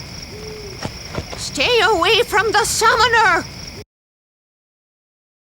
Stay away from the summoner! But yeah, now we have a game that's even more interested in having the player sit down and fully experience the story. Even back in the old games that were more story-driven, you could in theory just hit the action button and skip all the dialogue, but here, you just sit down and fully witness everything that the game had, and that extra time adds up pretty quickly. The presentation is much more akin to anime with the wild editing, the intense camera angles and movement, the J-pop in the background. People often cite this as feeling out of place, and like, you know these games are made in Japan, right? If this game gives you culture shock, then you are not ready for what most anime offers you. But that being said, the pacing of a good chunk of the cutscenes just feels a bit off. There's a lot of long pauses between sentences during the game and the cutscenes. It just kind of makes everything feel a bit more stilted. It doesn't help that the characters weren't reanimated with the English dub, so the mouth movements don't always match. I'm willing to give it a little bit of a pass because goddamn, this game looks great. For an early PS2 title, this is really high quality stuff. I don't know how Square was able to get this kind of detail here. It's certainly shown its age in the constant use of motion blur just to hide imperfections. I mean, yeah, that gets kind of annoying. But after the PS1 trilogy, which already looks pretty great, this is really remarkable. We begin with a young athlete meeting his fans, and strangely, they allow you to name him whatever you want despite the fact that there's voice acting. I feel like that would kind of hold things back, and it kind of does because no one says your name out loud at any point. Even text boxes don't let you, and you're the only character this applies to. You can't name any other party members, so I wonder why you even bother. For this, I stuck with his canon named Titus. He's a hot-headed blonde boy who just wants to play blitzball. What is blitzball? It's water polo in a sphere of water in the sky. I love anime. He's overlooked by this very overdressed man named Auron, and before we can even score a goal, an even gianter ball of water attacks the city. The water shoots fire. I love that sentence. It sucks everything up, forcing us on the run as we come across some more monsters.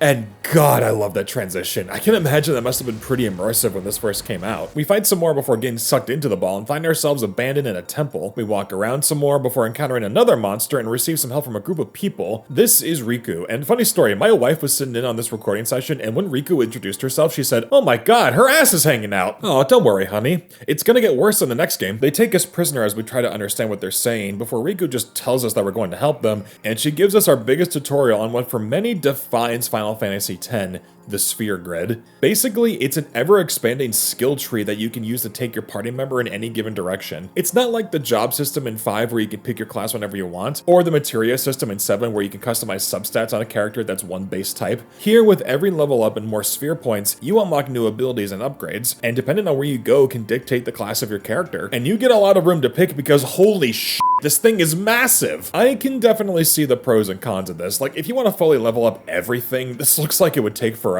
But honestly, I can see a lot of potential in how you unlock stuff in this game. This gives you the most tools to deck out your character, possibly making this the most customizable game in the series, and while that is a little intimidating, I'd imagine the path to picking out your desired class shouldn't be too arduous. I hope so, because I didn't get that far. Anyway, we help Riku explore the underwater area, fight a boss, and then we get some context as to what's going on. The big body of water is called Sin. I can never forgive myself. When Titus was sucked in, he was apparently transported 1,000 years into the future, as his home city of Zanarkand is a place that was referred to in legend and seen as a holy land. And this reveal right here, this is what got me hooked. Up to this point, I've been enjoying myself, but I was kind of feeling the same way I felt during 5. It's kind of cool, but there isn't much gameplay-wise to really latch onto. But that 1-2 punch of both the sphere grid and the twist that were removed from our own time made me say, I want to keep playing more. And that's exactly what I did. I played a second hour of this game. I wanted to see what unfolded and how things would progress. And the game sort of did that for me because the cutscene ends with the ocean exploding, knocking Titus overboard. Bro cannot catch a break. He wakes up just offshore of an island and introduces himself by performing his signature shot from Blitzball. The himbo energy is immaculate. And it's made even better because the people who see this just happen to be amateur Blitzball players. Through them we get introduced to a new character, Waka, and he has coach and captain of the Besaid Aurochs, brother. An interesting accent. He takes us to his town, and here's where we finally get some random encounters. And is it just me, or does the battle transition kind of look like it should be followed by Stone Cold Steve Austin walking down the ramp? And at this point, what I felt about the battle system so far is that it's fine. I don't really think the battles are the strong suit of this game, at least this early on. There's some new stuff like how certain attacks now have proximity damage that can hurt multiple enemies when targeting one. Having some underwater is pretty cool, though at least to me it's just kind of cosmetic. I'll be honest, this is the first game in a while where I haven't really been wowed by the battles. They're good, and I'm sure they get more interesting, but right now it's just kind of bland. Though with more party members and a built-out sphere grid, I'm sure that's likely to change. Once we reach the village, we get acquainted with the people, get some rest, and learn about Titus's backstory and how his father was not only a famed blitzball player, but also emotionally abusive to his son. Yeah, they don't shy away from this. They never say it was ever physical, at least not right now, but his father, Jack, is shown to be this emotionally distant and toxically masculine figure towards Titus, and that really messes him up. Again, as awful as it sounds, this is another hook. I want to learn more about this and how it impacted Titus. Then we go into a temple and discover that a person has taken a test to become a summoner, but they haven't returned in a full day. And like the hothead he is, Titus just runs in despite everyone telling him no. But it's all good since Waka comes down with us too. I love this guy, potentially offensive accent notwithstanding. We go through,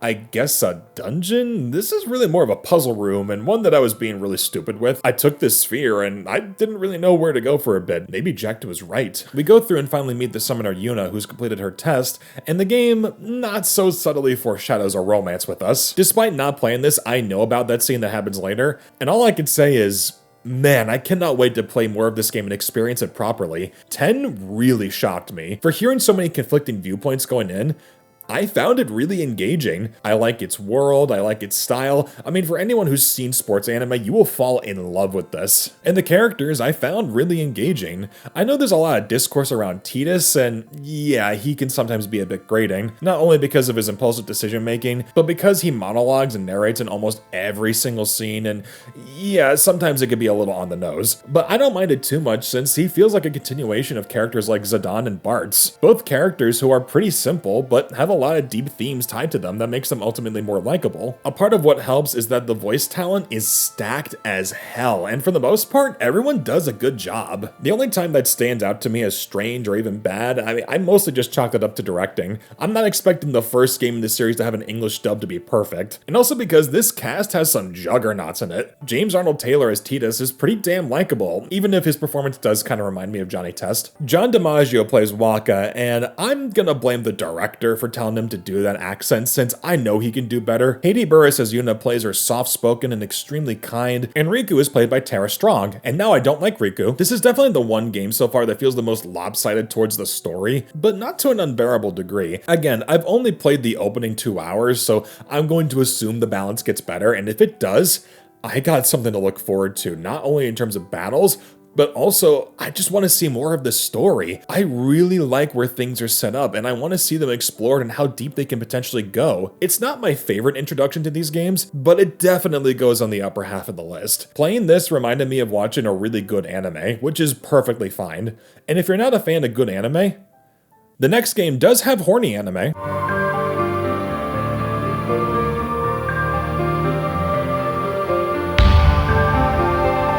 Alright, now this is where things get f***y. So, 10 was an obvious success. It sold 8.5 million copies on the PS2 alone. That's not even counting the re-releases. Development of the next game was taking longer than expected, so in the meantime, they wanted to capitalize on the popularity with a direct sequel. Now, if you've been watching for this long, first of all, go touch grass, it helps me a lot. And second, you might have noticed that every single game covered so far has their own unique story. Each game has their own cast, world, narrative. There's some reference and minor overlap, but effectively, Final Fantasy acts as an anthology and didn't really do direct sequels. The ending of the game meant the ending of the story. But now, unless I'm mistaken, this would be the first entry, at least in the games, that would be a direct continuation of the previous game. And as such, they decided to name the game Final Fantasy X 2. You know what? I'm not even mad at that. That's just funny. But I do get the situation they were in. They hadn't done a premise like this before, so I can see where it would make stuff confusing to newcomers, despite being just as confusing regardless. But that being said, I am in a bit of a weird spot. I haven't played 10 proper, so I was a little bit worried that things would get spoiled for me. And then the opening plays.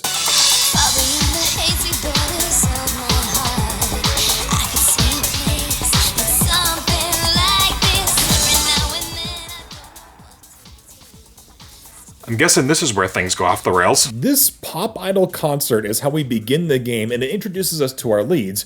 We have Yuna, or the game thinks it's Yuna. What? We also have Riku, who... hang on.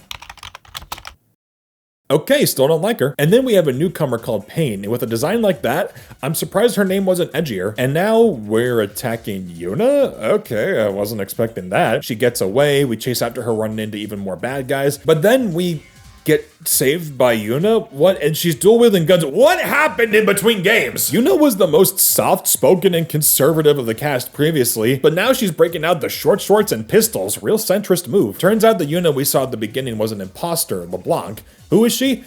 I have no idea. She basically acts as a rival leader to our main group. Honestly, it's a lot of Team Rocket energy. And if it wasn't obvious enough, the tone is completely different from 10. The slow, melancholic mood and twisting story is now extremely upbeat, lively, and borderline cartoonish. I mean, it's clear they modeled this after Charlie's Angels, and that reflects in the characters' personalities. Yuna's the confident leader, Riku is the bubbly goof, and Pain is the serious one. It's like the Powerpuff Girls, if it was way too horny for its own good. Yeah, it's kind of strange going into this game with the designs being as revealing as they are, but after God knows how many characters have been designed for this series, seeing this comparatively gratuitous line lineup does kind of raise an eyebrow. It also doesn't help that everyone gets a Sailor Moon style transformation into different modes. You see, unlike the sphere grid from last time, we now have a version of the job system playing a part here called the garment mode. Each character now has a new style they can change into, both figuratively as it changes their battle type, and also literally because it gives the party members a new outfit. That's pretty cool, and I like that you can change the garments mid-battle. It keeps things lively. Obviously, certain characters lean into their own direction, so they aren't perfect in every scenario, but you can get some really cool combinations going. I really like this. It actually does a better job hooking me gameplay-wise than 10 did. There's more going on in the battles, more to focus on, and more to strategize. With enough playtime, I imagine we can have a pretty decked-out crew with a huge-ass closet full of outfits to wear. It's made even faster since 10.2 is now mission-based instead of having the more dedicated world map, so the pace is kept up pretty well. All of this is really cool, really stylish, and really entertaining, but God, it's as deep as a rain puddle. I need to emphasize, comparing the style of storytelling between 10 and 10.2 is like comparing Attack on Titan to Pokemon. Though I wouldn't mind seeing that crossover.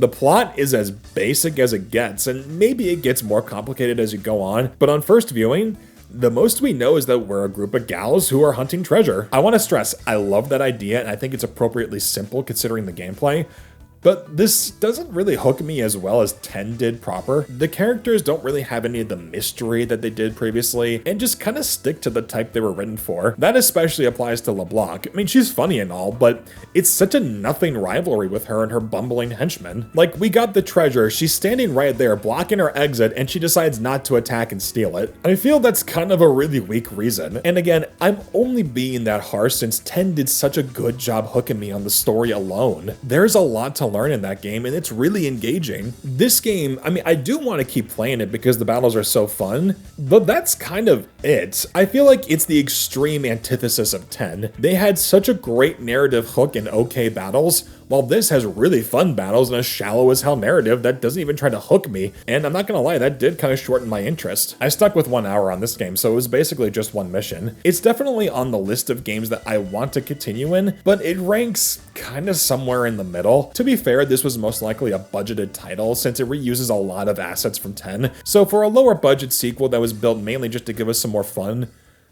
I think it's pretty cool.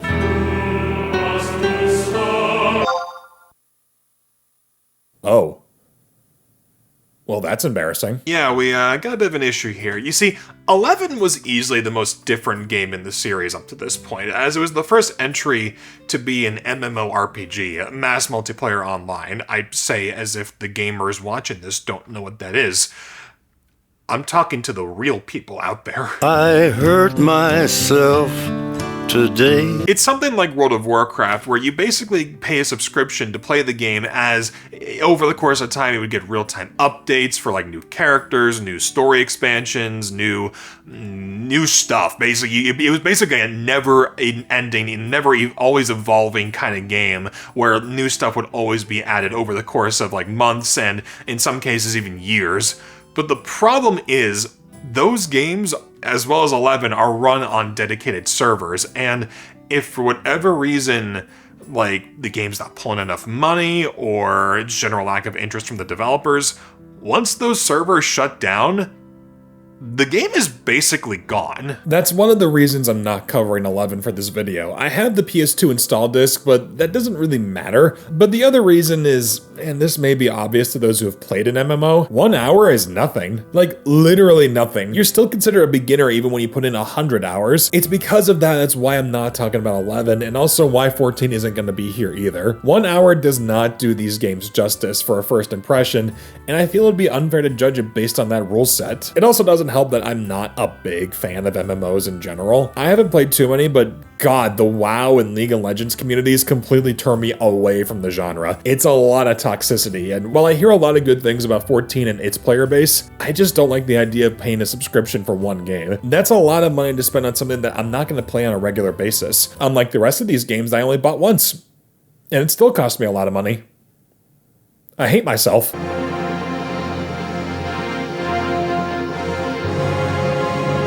Now, this is one I genuinely knew nothing about. 12 is in that weird middle child spot between 10 and 13. I hear no one talking about this. So color me surprised when I started up and I see this Tolkien as hell opening. My god. A wedding between kingdoms, a prince and a general off to war, massive armies and a stalemate. And to really sweeten the deal, you have these airships that look like something out of Star Wars. There's a lot of Star Wars influence here, from the different races of creatures, the ships, even the main kingdom looks like Naboo in The Phantom Menace. The prince gets killed in battle, we see his widow mourn him, and then...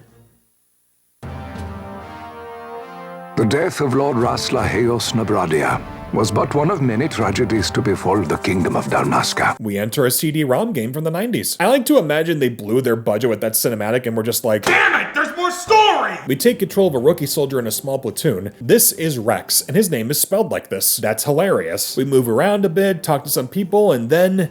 my biggest issue playing this, the battle system in this game is strange to me. It looks like a real-time battle system, but you still select your attacks, moves, and spells in a menu, and you do them in set intervals. Same with the enemy encounters, they only attack you every set amount of seconds. So in a way, it's kind of like the turn-based battles of previously, but it's weird because you can move around the overworld while the battle is happening. It's actually a first for the main series, but my problem is battles don't really have any pizzazz or interest behind them. You select an action, and your character repeats it every time your meter fills up. It's weirdly automated, which takes out a lot of the strategy and fun you would get from battles in the previous entries. Now, I wouldn't mind this in theory because you can move around. I thought the added mobility would give you some extra options like dodging an attack or lining yourself up for one of your own, but that doesn't really matter either. The little line that connects you between you and your enemy, as long as that's visible, you will still get hit regardless of your placement. So in that case, how do you win battles? Well, simply put, you level up by standing and watching them fight, and when your level's high enough, you go and stand by a stronger guy and watch them fight. You know, my favorite fights often include no contact at all. From what I understand, this is a system that was used in 11, and that right there explains a lot. Considering what I've heard from people who've played MMORPGs, there's always one common thread. The combat sucks. Everything is expansive, collaborative, customizable, and the fights are more just a means to an end. Except here you don't have those other elements since this is a single player only game, and to pull battle mechanics in for a game that wasn't built for it leads this to be one of the more boring games. Gameplay wise, I stress, because literally everything else kind of fires on all cylinders. First of all, for the PS2, this game looks really good. The detail in both the environments and the character models is insane. It almost looks like it could have been an early Xbox 360 game. The cinematics look the best they've ever been, and the story just keeps building. Rex gets... I'm sorry, I keep forgetting his name is spelled like that. Rex gets double-crossed by his captain, who is revealed to be the one who killed the king. The captain gets arrested, and Rex, I assume, dies, but I don't know, I guess somewhere in that 61 hours he's due to come back. We cut forward 2 years and are in control of a new character, Van. Kind of a street rat type, though shockingly chill. We roam around the city of Rabanister, I think, I'm so sorry, and meet with our two friends, Penello, who I assume is just a friend, and Miguelo, a cook who's putting together a feast for the incoming ambassador. Also, hi again, John DiMaggio. That sounded a bit more natural. As natural as you could get for a giant talking lizard man. Now I've no foodstuffs to prepare for the banquet tonight. We then get shown our, oh god, first the sphere grid and now it's the checkers grid. Same concept, I think. God, there's so many of these games. You're sent out beyond the walls to bounty hunt for a little bit and where you can get more used to the battles. Though they do sucker punch you with a damn T-Rex right here. Well, if he's in the first area, I'm sure I can...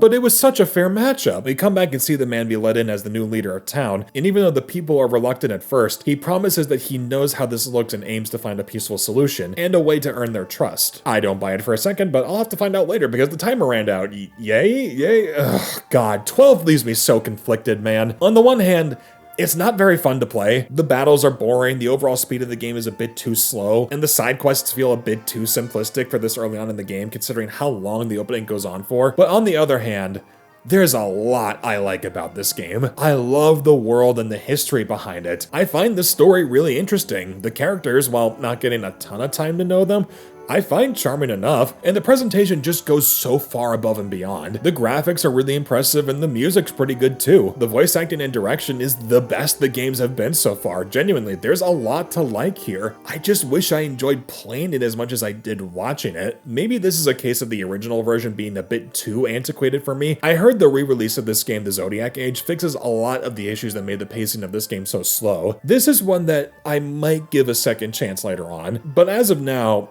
I I'd put it more in the middle of my priority list. It's not bad, not by a long shot, but it feels a bit imbalanced. In all fairness, it did give me John DiMaggio Lizard, and I think we can all benefit from a little bit of John DiMaggio Lizard.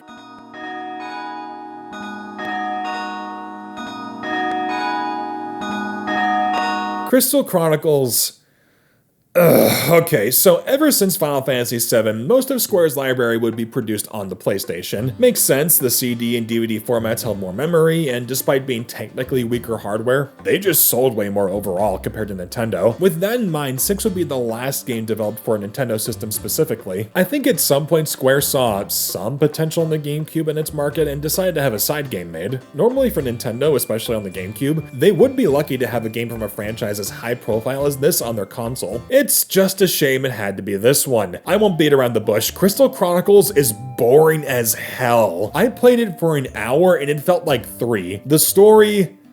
who cares? You're just traveling from town to town completing small missions. Nothing crazy, and to give credit, the game does look very cute and charming. Considering the art direction the series had taken up to this point, going for more of this cartoonish and classical style is a bit refreshing. And that's about as much praise as I can give it. You just run around and fight enemies with basic attacks and magic, and while you can combine some moves and magic to get stronger attacks, it doesn't amount to much as it's so dull fighting anything. Fights go on forever, and all I'm doing is hitting the A button over and over again. And what makes it even worse is that this Moogle is carrying an orb that basically acts as your barrier. You can't go beyond it, which means one of two things. Either you have your Moogle friend carried everywhere you go, or it could decide to get tired and tell you to move it. You can't attack when you hold things, so while you're trying to progress, you can't even defend yourself. This is such a dumb mechanic. I know one of the big selling points of this game is the multiplayer, and while I have no doubt that probably leads to a better playtime, A, one of your players is always going to be the designated orb bitch. That's my favorite pastime. And B, it doesn't excuse the single player being so dull. It also doesn't help that the performance is rough, to say the least. I love the art style and the character designs, but this game can't hold a steady frame rate worth shit. Look at this boss. I'm doing nothing right now that would cause this to happen. This is how the game is built. Needless to say, I finished this boss, I saw I had a few minutes left on the timer and decided to call it early. I know this game has a following and I'm sure the multiplayer was more fun, but this was one of my least favorites so far. I genuinely could not muster up a single emotion for this game while playing. It bored me that much. It's not bad, but God, there's only so much I could say for a game that leaves no impression. The one time I get to use this controller for this video, and it's for this game. I don't even know if the Y button's ever used. So, with exception to 2 handheld games, this would end up being the last standard definition Final Fantasy game that I just happen to own personally. There's a bunch of others, but as far as my collection, this is the last one that we are going to be looking at today. Because from here on out, from after that point, we are now in the HD era. We are now officially in the modern era of Final Fantasy. Well, that just must be exciting!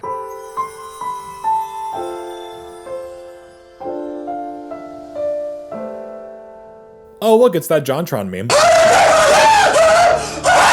Guess it's no use building anything up since this is easily the most despised game in the franchise. Final Fantasy XIII is so disliked that it's sort of become a famous part of the series, for better or worse. For all the people who think of 7 when the name Final Fantasy is said, just as many people think about 13. The funny thing is, despite never playing any of these games, I have the tiniest bit of history with this game. This is a bit of a deep cut, but 13 would be the subject of this channel's 4th ever game review. The 4th review we ever did was on Final Fantasy XIII, made by 2 15-year-olds, and it was 14 minutes long. Yeah, I'm sure that turned out well. I'll destroy your Final Fantasy game collection and the memories that came with it and make you fuse them together with a dead hero and just to be an asshole. But then, you'll learn your lesson, become caring, and defeat a psychopathic alien baby that wants to blow up the world. Isn't that the plot to Final Fantasy VII? No, it's a completely original plot that'll happen to you if you don't review this game. I never knew the plot to 7 when we made that. I'm sorry for ruining the illusion. But yeah, 13, not well liked, and often cited as the catalyst for the series' Dark Age. So considering that, I've been really looking forward to this. And just based on my time with the opening hour, this kinda slapped. I was expecting something really bad or obviously terrible, but I don't know, maybe it was overhyped, but this opening was kinda cool at first. It reminded me a lot of 7's opening, the sci-fi steampunk world, the character designs. It takes place at a train station. I gotta say, for 2008, this looks really good. Sure, playing it on a Series X kind of boosts things, but this game looks incredible. The models, the lighting, animations, and oh my god, the music is great!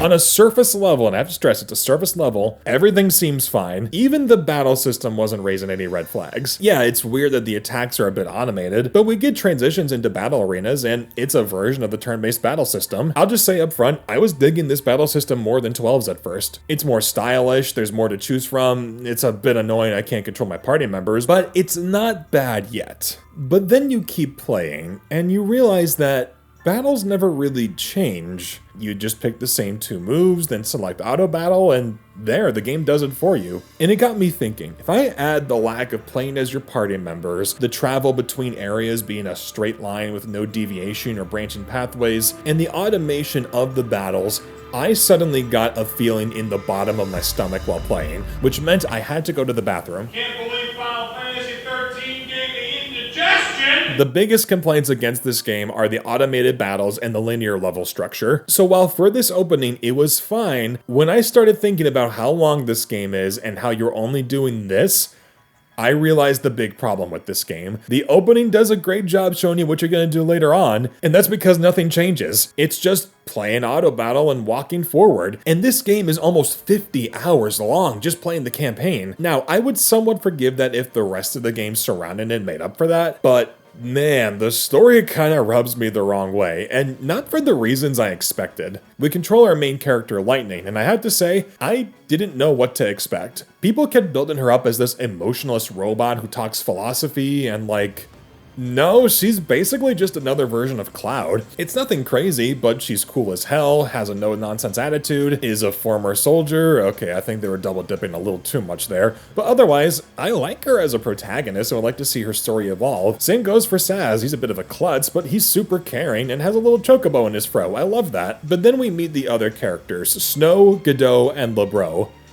Wow, I just realized the naming convention while reading that. Snow is the kind of character that I feel works in a setting that's lower stakes. He's kind of a jock dude bro who wants to be the hero, but then he's got guns mowing motherfuckers down. We are the heroes after all. This guy calls it the Gulf of America. The dialogue in general feels like it's nothing but one-liners. It's to the point where it actually just sounds kind of hilarious. But when all of this is set against the backdrop of freedom fighters fighting a military organization while civilians are caught in the middle of it, either displaced or killed, yeah, it's kind of a strange pill to swallow. This doesn't have the clear tone that the previous games did. It swings too far from either light and campy to mature and dark. Also, I don't know what's going on here. They keep referring to things that happened leading up to this point, so I'm guessing this is setting up for events that happened earlier, but I feel like we're missing so much information that's important to know for a first-time player. You alright? I'm not a lessee. Okay, but what does that mean? It doesn't really build intrigue when it's a quick, seemingly throwaway line. They keep referring to lessee as if we're supposed to know what it is, and it just gets to the point where it's kind of annoying. Add on top of that how many characters are just thrown at us at once, including the death of a main party member's mom. It's hard to care for any of this when we don't even know them. And it's even harder to root for someone like Snow who acts like this after literal dozens of people plummeted to their deaths. This is a strange first impression. Like 13 has a decent opening on paper. It's big, loud, bombastic, and stylish as hell. The lead character seems cool and the energy is really enticing. But the more I think about it, how the gameplay really shows everything within the first 10 minutes, the bad dialogue, the tonal imbalance, it makes me want to continue this less and less. It's not the worst opening to these games, not by a long shot, but after an hour, I felt like I saw what I needed to. Also, this run cycle is just hilarious. I honestly did not know where else to mention it, but this is just really funny. Maybe I should start running like that too. Maybe I'll become a Lassie. Who knows?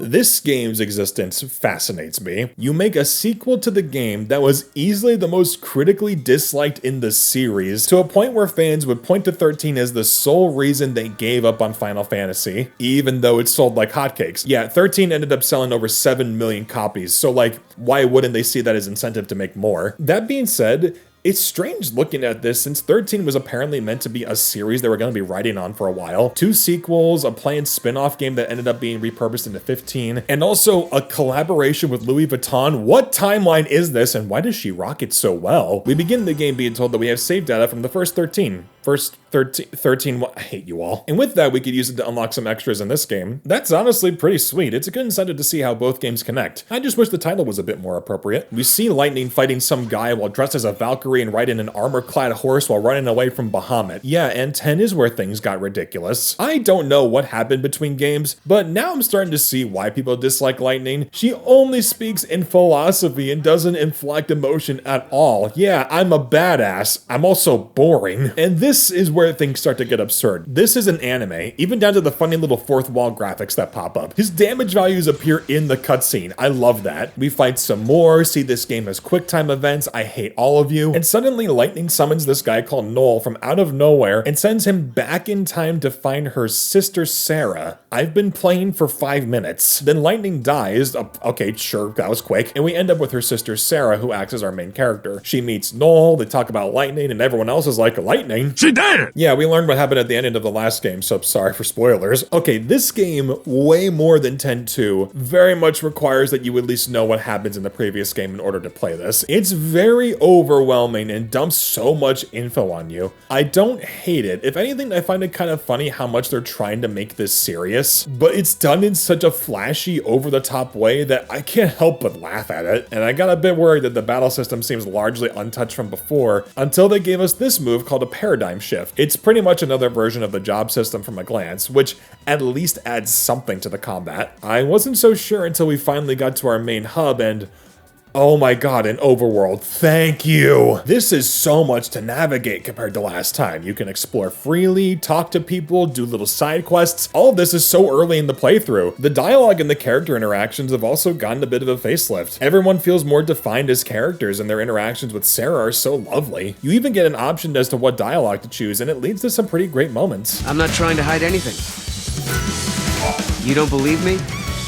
Guess I'm not so good at small talk. Even just the little details are so sweet. You have this minigame where you chase your cat, and we learn that he's named after her fiance Snow. Yeah, that Snow, the hero who left and hasn't returned. I know it was to find Lightning, but come on, do you really trust this doofus to do anything? Graphically, it looks really nice, and since I'm playing it on the Series X, the frame rate is smooth as butter, which is an improvement. I've seen this run on the 360 before, and it's admittedly really sad to see. It's strange because 13.2 doesn't change a ton, but what it does change makes it a more enticing experience. I haven't done as much as previously, but I had more fun just exploring the area and being with these characters. It honestly does a much better job of making me want to keep going compared to 13, which, while energetic and stylish, doesn't have much substance when you look closer at it. This is just more pleasant, and the story, while still a little overridden and pretentious, it does hook me more just because I like Sarah and Noel as characters. Also, the music has no right being this good. It's been a minute since one of these entries surprised me with the music, but this overworld theme slaps so hard, it makes my hand bleed.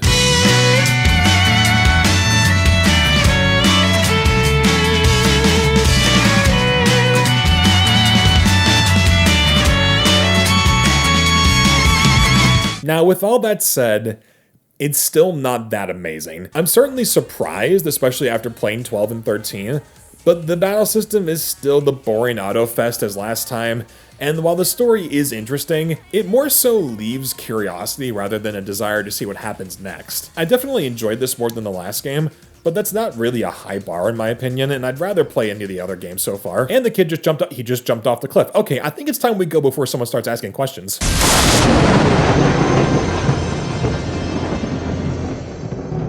This is one of the funniest games I've ever played. Lightning Returns is so tryhard, so desperately wants to be cool, that it circles so far around into being uncool that it kind of becomes cool again. Like, it starts with this really well animated opening where Lightning is hunting down Snow. Damn, boy got a desk job and he was never the same. They fly around and fight like it's Dragon Ball, and then the wall starts attacking other patrons like, oh, okay, goodbye. Then Lightning says she's a servant of God.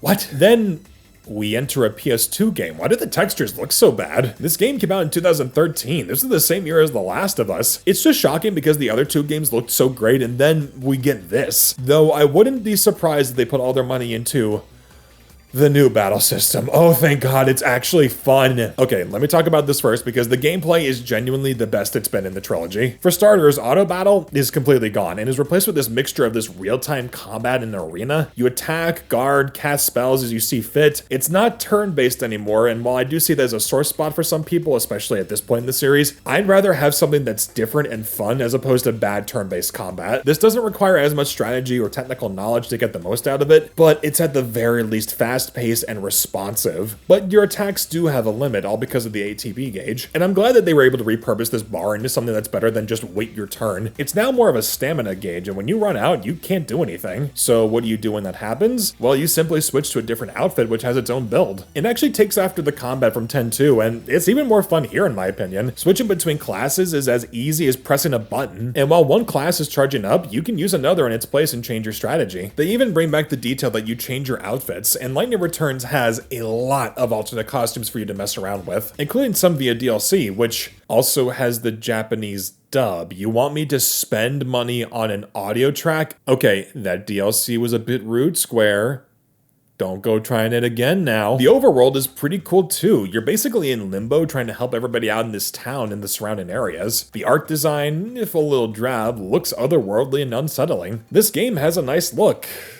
When it feels like it. Yeah, Lightning Returns can't seem to make up its mind on whether or not it wants good or bad graphics. Sometimes everything looks great, and then you have the dogs. Or these guys? Why do they have the same animation? But with that said, Lightning Returns, just playing it, seems like it has the most unique stuff to offer. It's the most open the trilogy has been, and it easily has the best combat. I just think you would need to get over two things. One, if you play this game on original hardware, be prepared for a slideshow. With the graphics being as hit and miss as they are, it's remarkable how poorly this thing ran. Look at this. This is unbearable. Again, playing this on a Series X does make things a lot better. Now everything runs as smooth as butter. But the other thing you need to get through is the story. And as someone who's only experienced a little over an hour of this game, the plot of Lightning Returns is the definition of absolute tomfoolery. Lightning is now essentially a super Jehovah's Witness. She is working by the name of God. And I'm not making a joke there. They literally name drop God constantly in this game. We have to help the souls of everyone move on to the afterlife before God resets the universe. It's a cool concept as this gives Lightning Returns an in-game time limit. It's similar to something like Pikmin or Majora's Mask, and like Majora's Mask, the fun comes from just talking to people and learning about them. It's just a shame that the dialogue sounds like AI-generated nonsense a decade before that became a thing. This game, I think more than any others, really created this perception of Final Fantasy being this overly complicated and pretentious mess. This writing is ridiculous. They go on and on about how they feel cheated by God and for what happened, but we must also follow the grand plan in order for all to be well, and I could maybe forgive this if the performances were just generally better and the presentation was more interesting, but they have Lightning standing still and talking in this monotone voice for what feels like an hour. I genuinely think this is the game that made people dislike her because now she sounds like a robot spewing philosophy she just heard in a freshman class but still wants to sound like a cool edgelord. A deal, huh?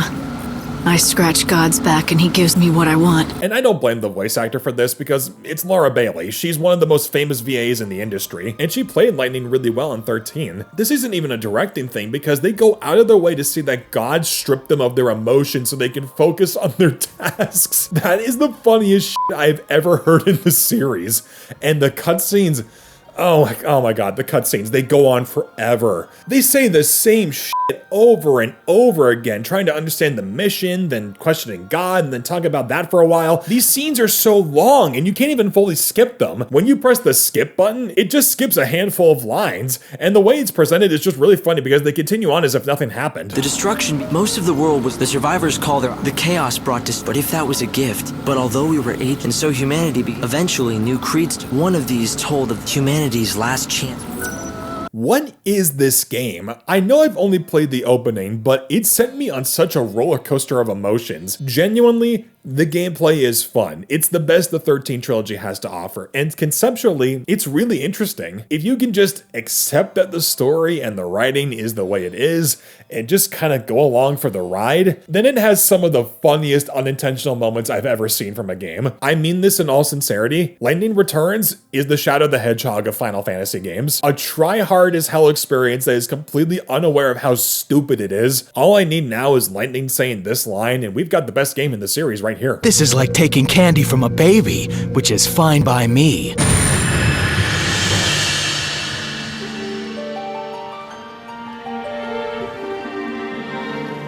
I'm gonna keep this one brief. Dissidia is a pretty fun fighting game. It's not anything too crazy, but for a spin-off on the PSP, this is pretty damn cool. The story mode, for as little as I played, pretty much shows what I expected. It's just an excuse to round up the main heroes from each game and pit them against their main villains. There is something cool about seeing them all together and seeing their character designs fully realized. I love seeing Terra's design translated into 3D, and their characterizations are fine. They're the SparkNotes versions of how they are in their own respective games. The combat's fun, but maneuvering isn't always the most intuitive, especially with X-Death and how slow he moves. Sephiroth though, good lord, he's crazy in this game. I honestly got more interest in playing as the villains, mainly just because I never got to see them so far making this video, and to see them tear things up fully realized is really cool. I know there's a sequel to this game that adds a bit more characters and is generally better received, but unfortunately I don't own the game and I'm not really interested in buying it anytime soon. I'm sick of wasting money, I say as I wait for my DoorDash.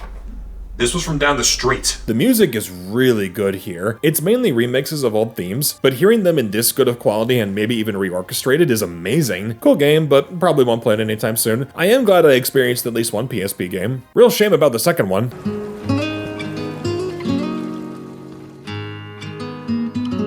I think I'm the only one who has a strong opinion of this game. I say that because when I was talking with my friends about making this video and I told them all my feelings about this entry, they were surprised I even gave it any thought. I looked this game up and saw no one give it the time of day. The consensus has generally been just giving this game a shrug. So when I tell you that Final Fantasy Type 0 genuinely angered me, then you know I'm putting way too much thought into this. Type 0, for some reason, just got under my skin, and it was for reasons I never expected. I just assumed this was another harmless whatever game that came and went, but the more I watched the opening cutscene, the more I just wanted to turn the damn thing off. First of all, I don't have the English version, so I'm kind of flying blind with the plot, but by the way it's being presented, it makes me think this was made by a bunch of edgelords who thought Final Fantasy wasn't cool enough. This looks and feels like if Zack Snyder made a game. It's violent, gory, hyper-dramatic, and god, it holds no substance. I don't know any of these characters that are dying, and if it was just for shock value, that'd be one thing, but they hold on these dying teen soldiers as if we know them and should care. But all I'm thinking to myself while watching this is I never want to see a man die on top of a bloodied chocobo again. Chocobos should not be bloodied.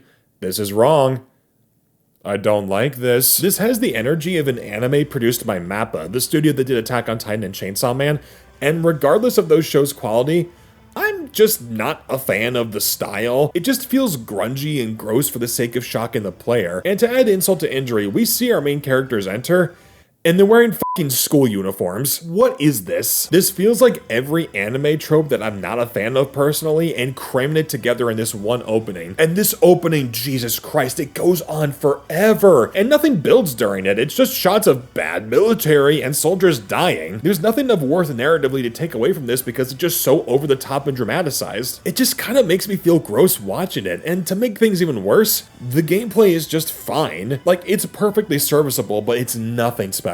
I tried really hard to find something to note to talk about during the gameplay, but it's as basic of an action RPG as you could get. I mean, like, it's fine, but as strange as it sounds, it being so unremarkable feeds into my biggest issue while playing. This doesn't feel like a Final Fantasy game. This feels like it could have been any other anime action RPG, and it was just slapped with the Final Fantasy logo. There's no charm, there's no whimsy, there's not even any real style. The 13 trilogy was dicey, but I at least felt like I was playing something from the same series. If I showed you a random piece of footage from this game, you probably wouldn't assume it was from a Final Fantasy game, and that bothers me about it. It's taking the try-hard, edgy mentality too far to the point of just feeling gross and shocking for no real reason. And the gameplay, again, is okay, but it doesn't feel like it's even part of the same franchise at that point. And if it can't even do that right, then it's a failure in my opinion. I don't really care if it's a spin-off or not. Now, if you'll excuse me, I'm gonna return to the regular series where I go drive a car.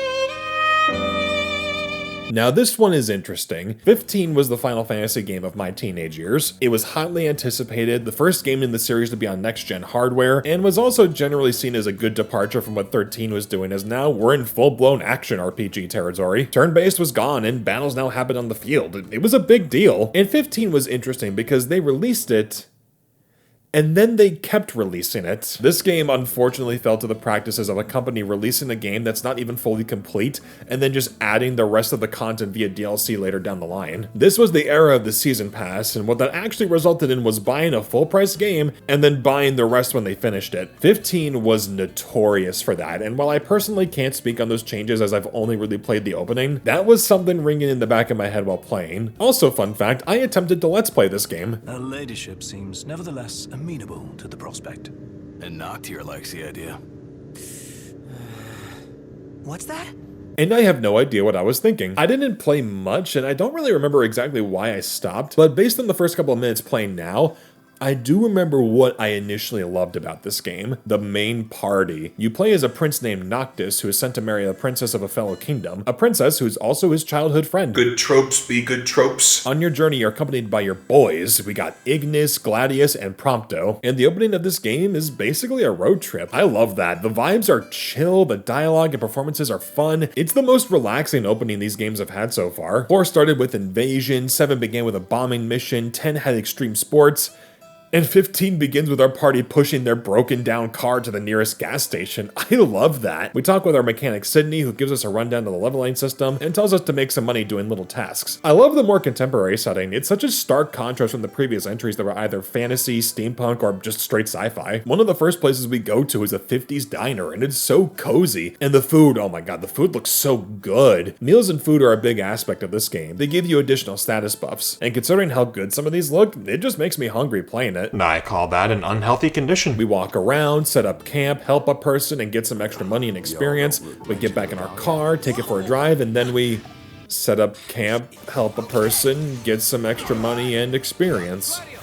And then we drive some more and set up camp. Okay, I'm starting to remember why I stopped playing this. 15's opening is so conflicting to me because I love the vibes, I love the characters, and I love the idea of just road tripping as a gameplay element. But it's also really damn repetitive. Maybe I did something wrong, but it feels like everything just takes forever to get going. The world you explore is massive, and all you have to work with is your car, and I wish they designed this differently. The car is restricted to the road. You can't really take it anywhere you want. I know that would fundamentally change the game, but come on, this is a game about exploring the vast open landmass while road tripping. Let me go off-road, launch off rocks, use the car in combat. That would be so fun. The combat is good, but it's not the most unique combat system in the world. One of the weird things is changing between party members, as you can only do one at a time. No matter what, you need to switch back to Noctis before continuing. Granted, that's better than before where we couldn't control any party members, but that just ends up leading me to ask, why bother having them in the first place? I don't want to issue commands or customize them through a submenu. Let me freely switch between them. This game is about how tight-knit this group is, and I don't know, I feel even more segmented by them because you can't just switch on the fly.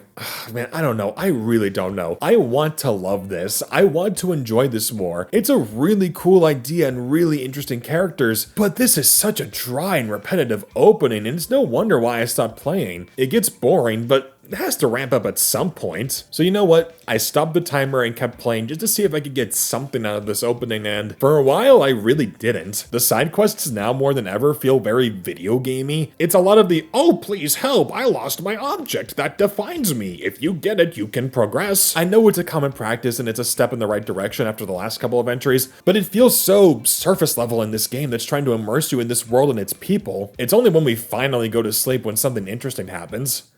My dreams. This is what dreams are! We see a clip from a movie. Yeah, there was a movie made to tie into this game, and it uses some clips as cutscenes. Square, what are we doing? And we receive word that Noctis' father was killed and the kingdom was destroyed.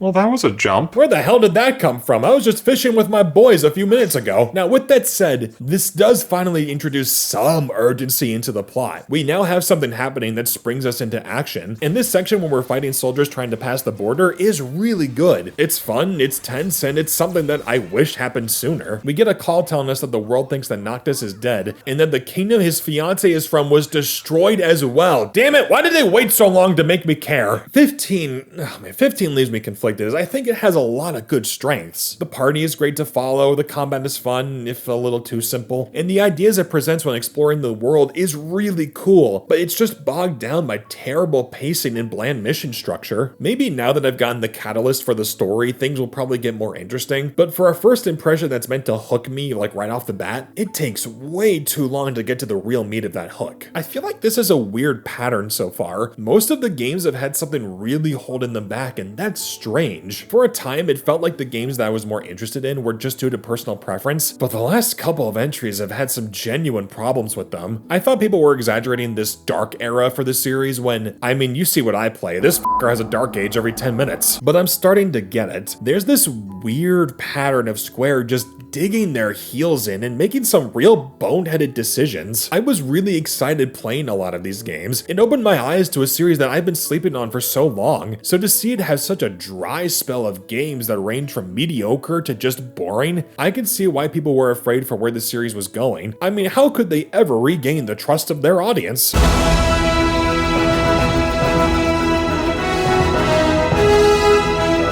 Okay,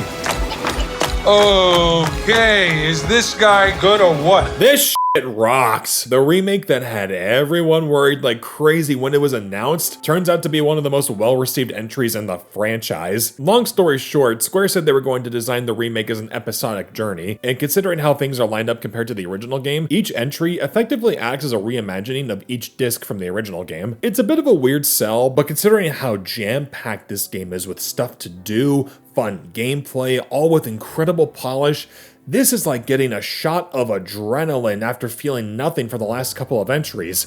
Real shame I took too much. The opening basically covers the events of the original game. We're on a bombing mission against Shinra, just now everything is on steroids. Comparing the original to this game is wild because they're basically two different experiences. The story is similar and the characters are the same, but the strategic turn-based combat of the original now has some of the best action RPG mechanics I've ever played. Fighting in this game is so damn good and is the first game since 10-2 where I actually had fun with the combat. God, that's depressing. This game was directed by the same person who directed Kingdom Hearts and has a lot of the same combat designers as Kingdom Hearts 2, which until now I felt had some of the best real-time action I've ever played in an RPG. I know people were concerned about leaving behind the ATB system from the original. It was really good there and required a certain amount of strategy to use correctly. At a glance, it does look like we'd have a brainless button masher, but the way they update the system gives playing a lot more depth. You have a basic attack that lets you toggle between two modes. You have operator mode, which has more moves and combos, and Punisher mode that just up a person's day. It's slow, but a well-timed Punisher hit racks up the damage like crazy. While you can use physical attacks as much as you want, skills like magic, limit breaks, and even using items are all tied to the new version of the ATB system. You still have to wait for the meter to charge properly before selecting a command. This brings a lot more strategy to the mix, as now you have to keep an eye on your meter while also fighting with physical attacks and blocking. It takes a little getting used to, but when you do it, it becomes so much fun to chain attacks together and time your commands at the right moment. It all flows so seamlessly too. You're never stopping abruptly for any reason, and when you are stopped, it acts as a good way to catch your breath and plan your next move. These already put 7 Remake way above the previous entries, but they do the one thing I've been begging them to do for so long now. You can freely switch to other party members in combat. Oh, thank God, finally. You're not just stuck watching the AI pretend to be useful. You can now, with the push of a button, switch to whoever else is in your party. I only had Barrett since he's the only additional member from this point in the original, but he's a great companion piece to Cloud. The gun arm gives him great range against flying enemies, and his limit breaks are appropriately powerful. Going through the Shinra Tower and fighting soldiers feels so good, but it still keeps you on your toes. The boss fight against the Scorpion Sentinel? Pff, good lord, this is such an upgrade from the original. I know this is not at all a fair comparison, but he went from a fight that you basically couldn't lose to a really tense action-filled battle. This is so cool, and it continued to be so cool because I ignored the timer again. I was having too much fun and wanted to see what was happening, or at least I wanted to get to where I left off in the original game. We planted the bomb, set off the explosion, and then... Oh.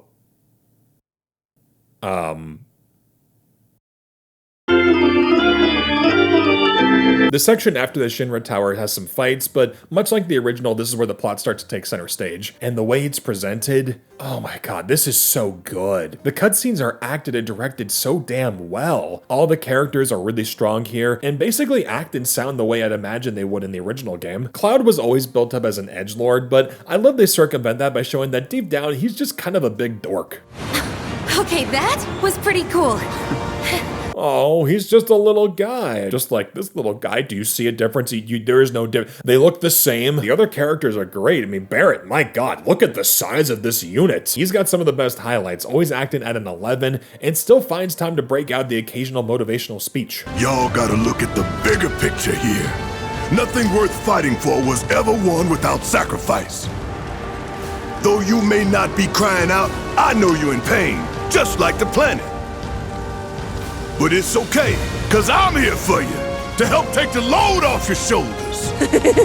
What's up? I love seeing these scenes played out like this. Again, it's not fair to compare these to a game from 1997, but it almost feels like these moments can be fully realized without any technical limitations. The scene with Aerith is great, and her character shines so bright with this one little exchange. The scene where Cloud accidentally scares Marlene and Barrett acting like an overprotective father is just adorable. And Tifa is one of the most beautiful characters I've ever seen in a video game. I know that sounds a little strange, but I am Italian, which means I'm naturally predisposed to like her. I also like the other moments that get some attention, like how Shinra actually made the explosion worse just to gain sympathy. I like these creepy moments with Sephiroth, and just walking through the town with the main theme playing in the background, it kind of gets me in the feels. To get a little real for a second, the track that plays here, Sector 7 Undercity, is the song I walked down to at my wedding. I have a bit of an emotional attachment to this song, despite not playing the game before. I know it's strange, but god, good music is good music, and hearing it with the full orchestra just hits differently.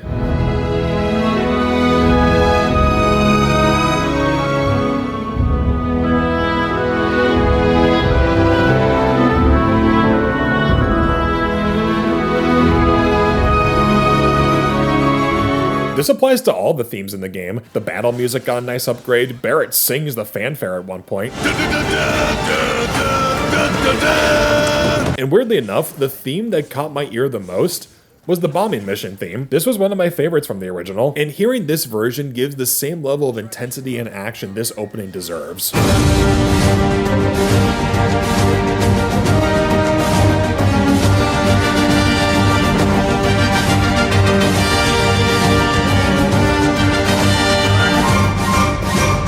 This was such a pleasant surprise. I knew nothing about this remake and only a little bit about the original. Now, I don't really think it's fair to compare the two in my opinion. One, because the remake series isn't done yet, so it feels a little strange comparing what's technically an incomplete experience. But also, these are basically two completely different games. They share the same story, music, and some design elements, but largely, these are completely different. It kind of makes me wonder if this would be seen as a good remake as it does change so much, but personally, I just prefer to look at this as a really good game. Final Fantasy XIV eventually brought the critical reception back to the series, and this would be the game that ended up bringing the fans back. Now, we just have to hope they keep it going. And on an unrelated note,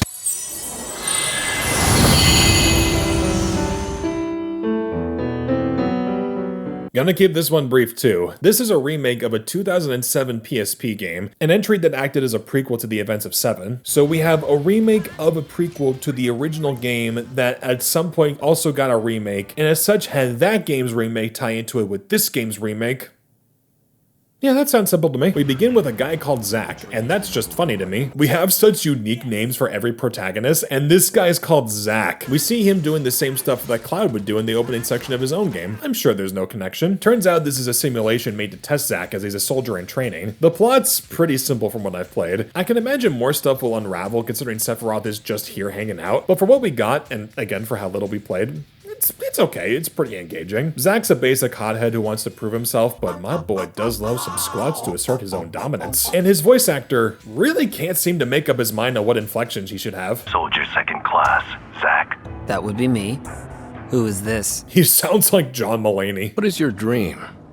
To become first? Is it? No.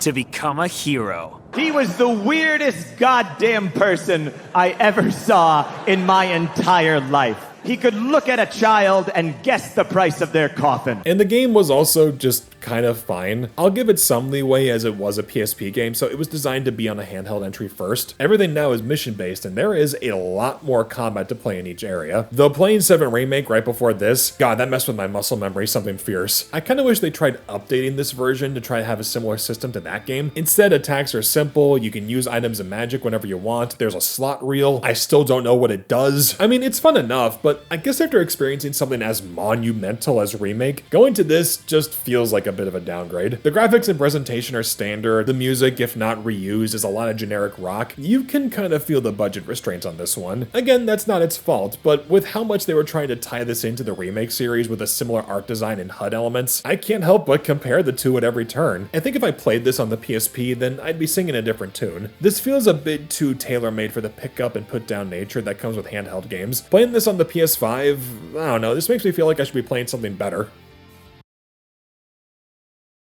Oh, wait!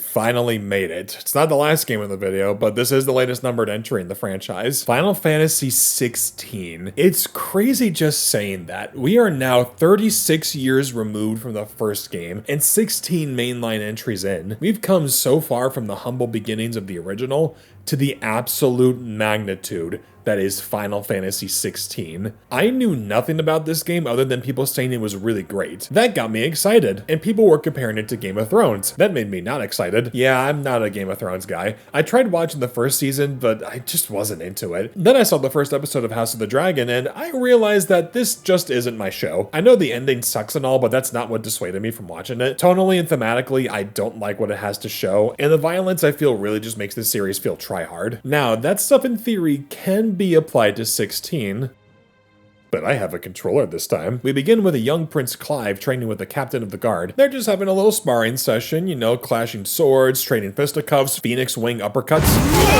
Yeah, normal stuff. This catches the attention of his younger brother Joshua and his childhood friend Jill. Good tropes, be good! Our father returns, and in true George R.R. Martin fashion, the main character's dad is a chill guy. He loves his sons, he seems nice. I hope he lives. His wife, on the other hand, is kind of the worst, viewing Clive as a failure for not inheriting the power of the Phoenix, which is why she favors Joshua. He's got all the power, leaving us as his knighted guard. The king takes us on a journey of the Phoenix in hopes of helping Joshua, when suddenly they're ambushed by knights being led by a strange sorcerer. Joshua and the king make some distance when...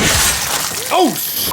That was so sudden! And then Joshua, so consumed by rage, explodes and turns into the Phoenix. He lays waste to these f***ers. And if that wasn't crazy enough, Clive, I assume, gets turned into the icon of fire. I don't even know what that means, and it sounds cool. They fly around fighting each other in these underground cave systems. Josh gets pinned and torn to shreds. I mean, that's a real shame, but oh my god, this music is fantastic!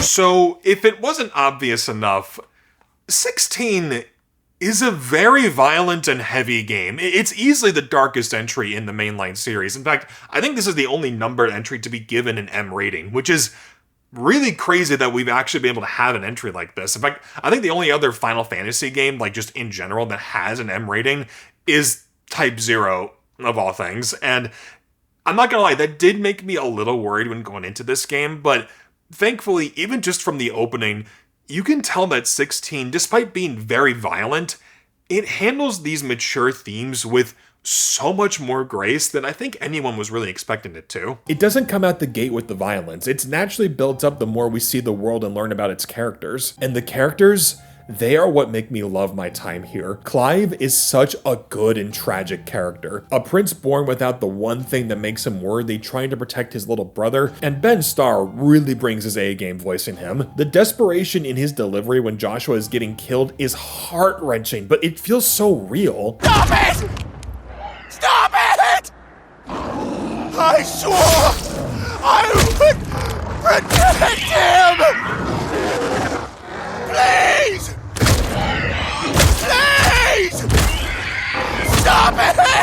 Everyone has acted really well, and it's crazy. Despite the large monsters and magic, this game feels so grounded. This is easily the most down-to-earth game we've gotten in a while, and it helps the more mature tone feel more natural. Even if it's a bit strange hearing full cussing in this game. I mean, like, it's just funny saying to yourself, I'm gonna play a Final Fantasy game, and then hearing this. You cock. The story scenes are acted and directed wonderfully. The realistic art style is a welcome change for this game. Really, the graphics in general are outstanding. This is the first game in the series to be made for the PS5, and it sure looks like it. I wish it could make up its mind on the frame rate though. During battles, it runs at a rock solid 60 FPS, but everywhere else, it just kind of falters. Never to a bad degree, but it's just strange how even at performance mode, this game doesn't have a consistent frame rate. But for the combat itself, this is really damn good. 16 brings on Ryoto Suzuki as the combat director. He was in charge of creating the combat for Devil May Cry 5, a game which has a combat system so deep that you kind of need to mod the game in order to see the full extent of his work. The combat here is solid. It's fast paced, you get lots of different attack options. It's pretty much a simpler version of Devil May Cry. And I know that's a bit strange for some, but literally 6 games in a row of boring combat, I'll take this any day. Really, 16 is just kind of a miraculous game in my opinion. It's easily the biggest risk the series has taken so far, going for more mature themes, having an age rating that doesn't always apply to the series demographic, going back to the medieval settings. It's such a nice breath of fresh air to experience, and it truly surprised me. The story kept me enraptured, and the gameplay was tons of fun, if a bit simplistic in areas, but again, it's just so good. This is one that I had no real expectations going in, and I was thoroughly surprised and entertained. This is going on the list of games that I need to keep playing at some point, and I'm really glad we were able to end this long series of games on a note like that. As long as I don't look to my left. Jesus! We were so close.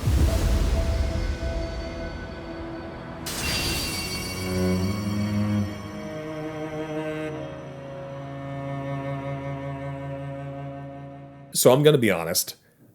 I feel like this is cheating. Rebirth may be the second part of the remake series, but boy, does it feel more like something that would happen halfway through a campaign rather than as the opener. More than any of the other direct sequels, this one understandably requires that you play the first part. I'll jump the gun a bit here and say this doesn't work as a jumping on point, since the opening is spent relaying information to the player about Cloud and the main villain Sephiroth. When we're not in flashback, we see the gang hanging out while Cloud tells the story. In a bubble, I would say that this is kind of a strange way to begin the game, as it's pretty much exposition, but remembering that it's meant to take place as the 1/3 mark of the story, this feels incredibly appropriate. The gameplay is the same as before, just you're now more leveled up and you get to play as Sephiroth, and he's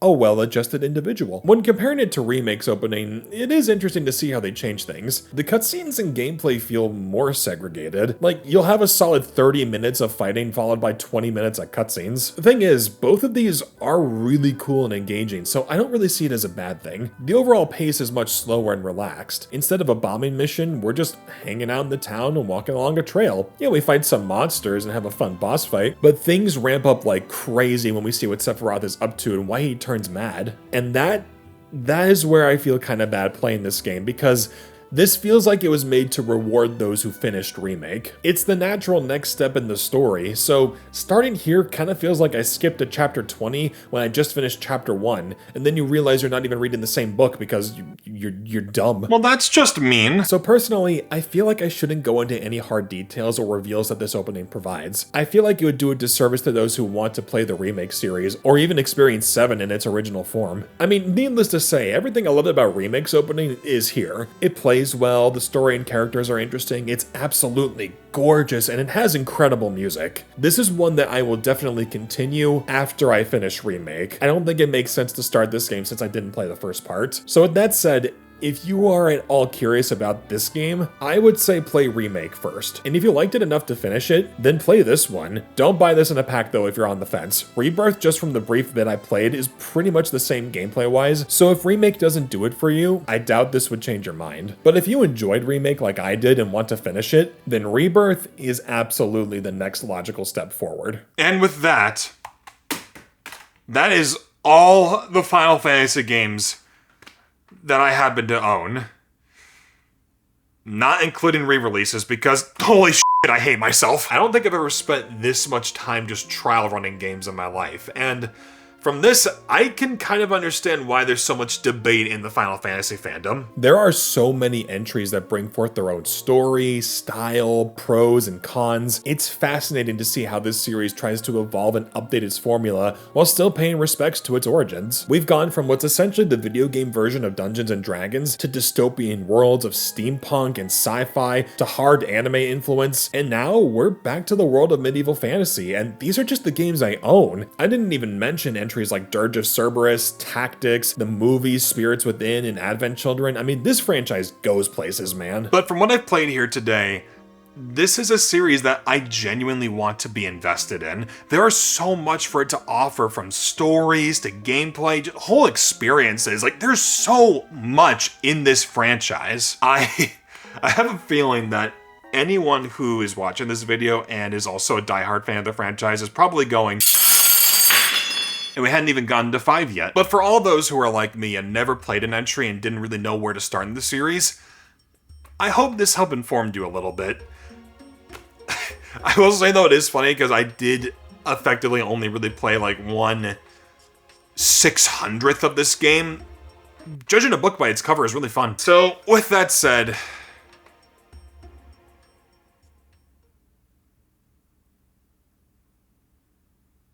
how long in are we?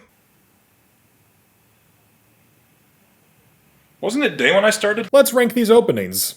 Yeah, why not? We got this far. Number 23, Jesus, there's so many of these. Number 23, Final Fantasy Crystal Chronicles. This is one of the most boring entries I've played, and it left absolutely no impression. Out of all these games, I wrote down the least amount of notes for this one, and for good reason. There's nothing of interest here. Number 22, Final Fantasy Type 0. I feel like I'm being mean to this one, but I just found this game thoroughly unenjoyable. It left a terrible first impression on just the presentation alone. It's too dark and edgy without any grace to make it feel warranted, and while the gameplay is fine and inoffensive, that just means there's nothing else for me to attach myself to. I genuinely have no desire to keep playing. Number 21, Final Fantasy 1. It's the first game in the series, and it sure feels like it. I genuinely don't see any reason to play this one when the later entries do such a better job with the established formula, and actually get you further than the first area, but you know, it's me. I could be a dumbass. You never know, but I am a dumbass. I respect its influence and the foundation it's set, but if I'm not having fun or engaged in what's going on,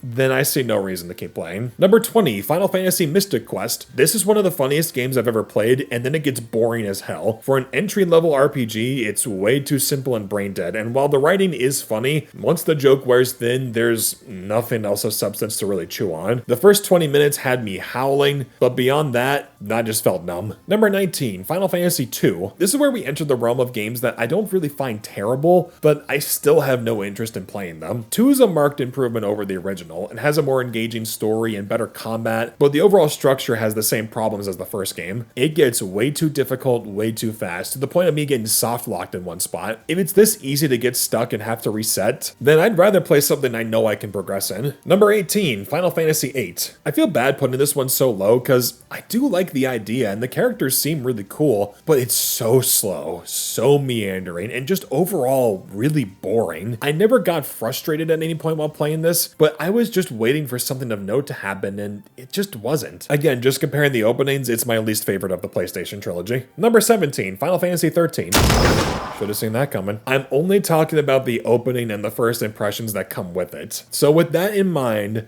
13 does some really cool stuff. It looks good, it's stylish, and the combat wasn't too bad when I started, but it's lowered down the list the more I think about what the whole game offers after this, where apparently this is the most 13 offers gameplay-wise for nearly 40 hours, and it never gets more fun or interesting. Letting that sink in makes me apprehensive to continue further. Number 16, Final Fantasy 3. This was my favorite of the 8-bit games by quite a bit. I think it has some of the best combat out the gate, the art style and story are really cute.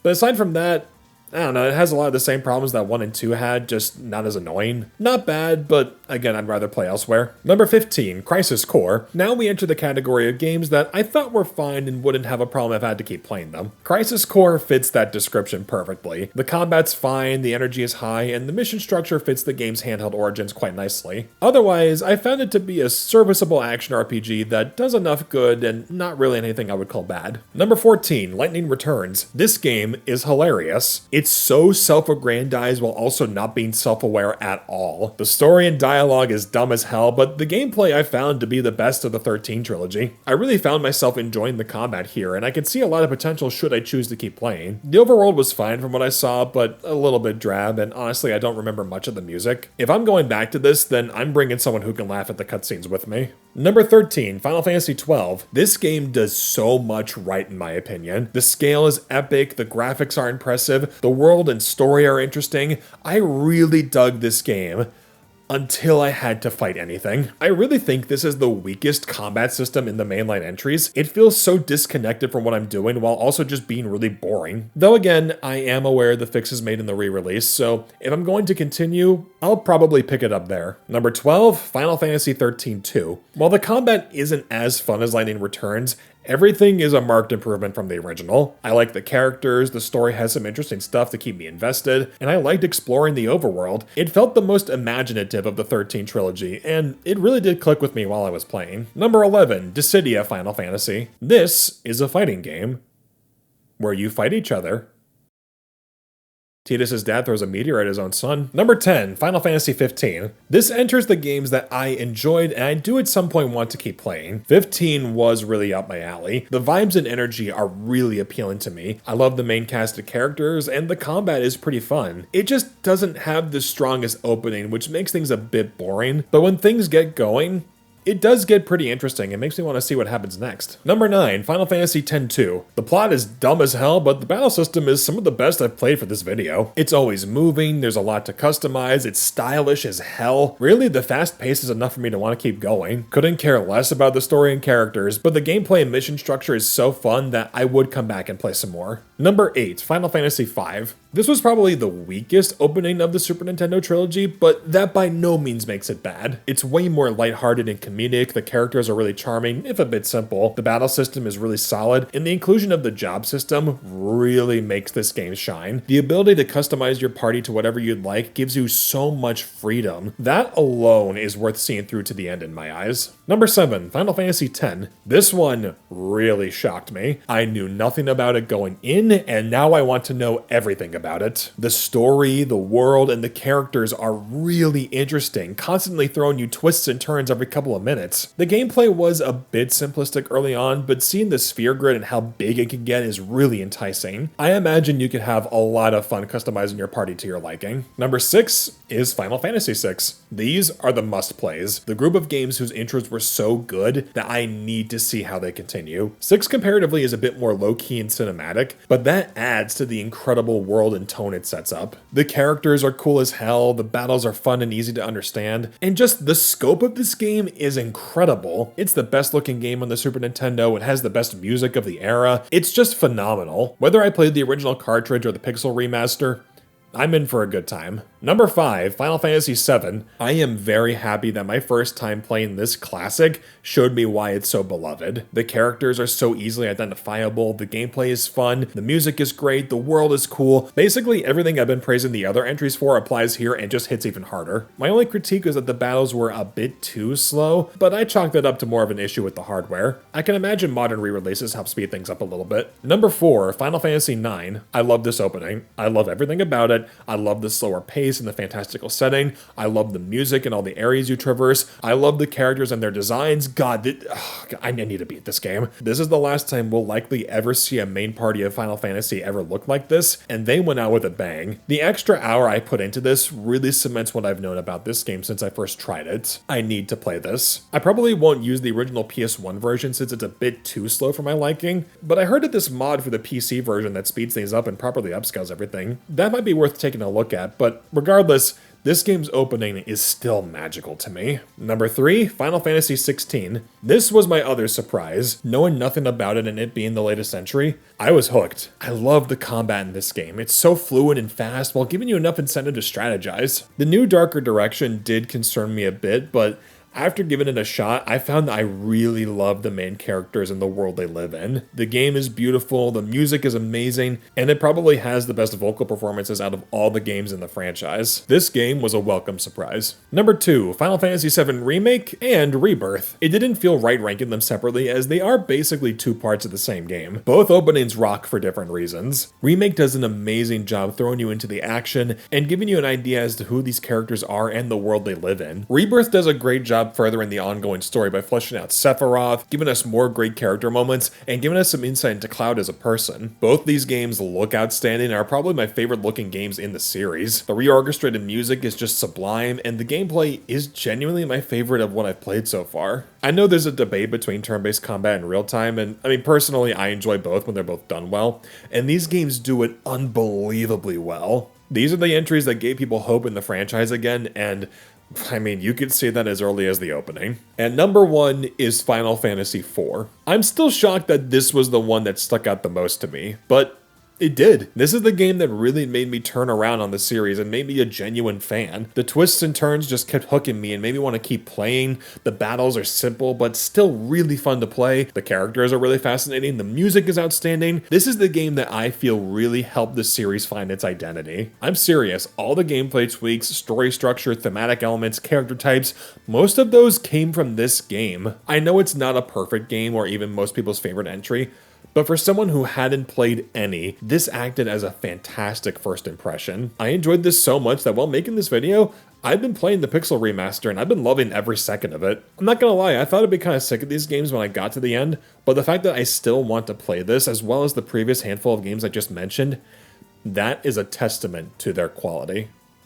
Man, I don't think I've ever played so many games for one video before.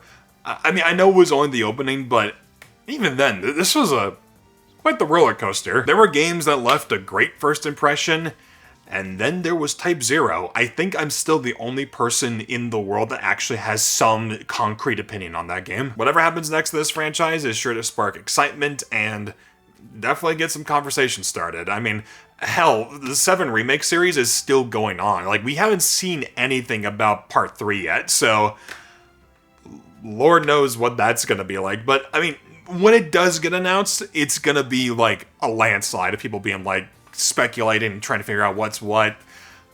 I'm at least I'm glad, this is a selfish thing, but I'm personally really happy that I feel I can now officially kind of join that hype. Obviously, I still need to finish some of these games. I don't want my only experience to be just the first hour. So with that in mind, stay tuned for the next video where I tackle the second hour of every Final Fantasy game.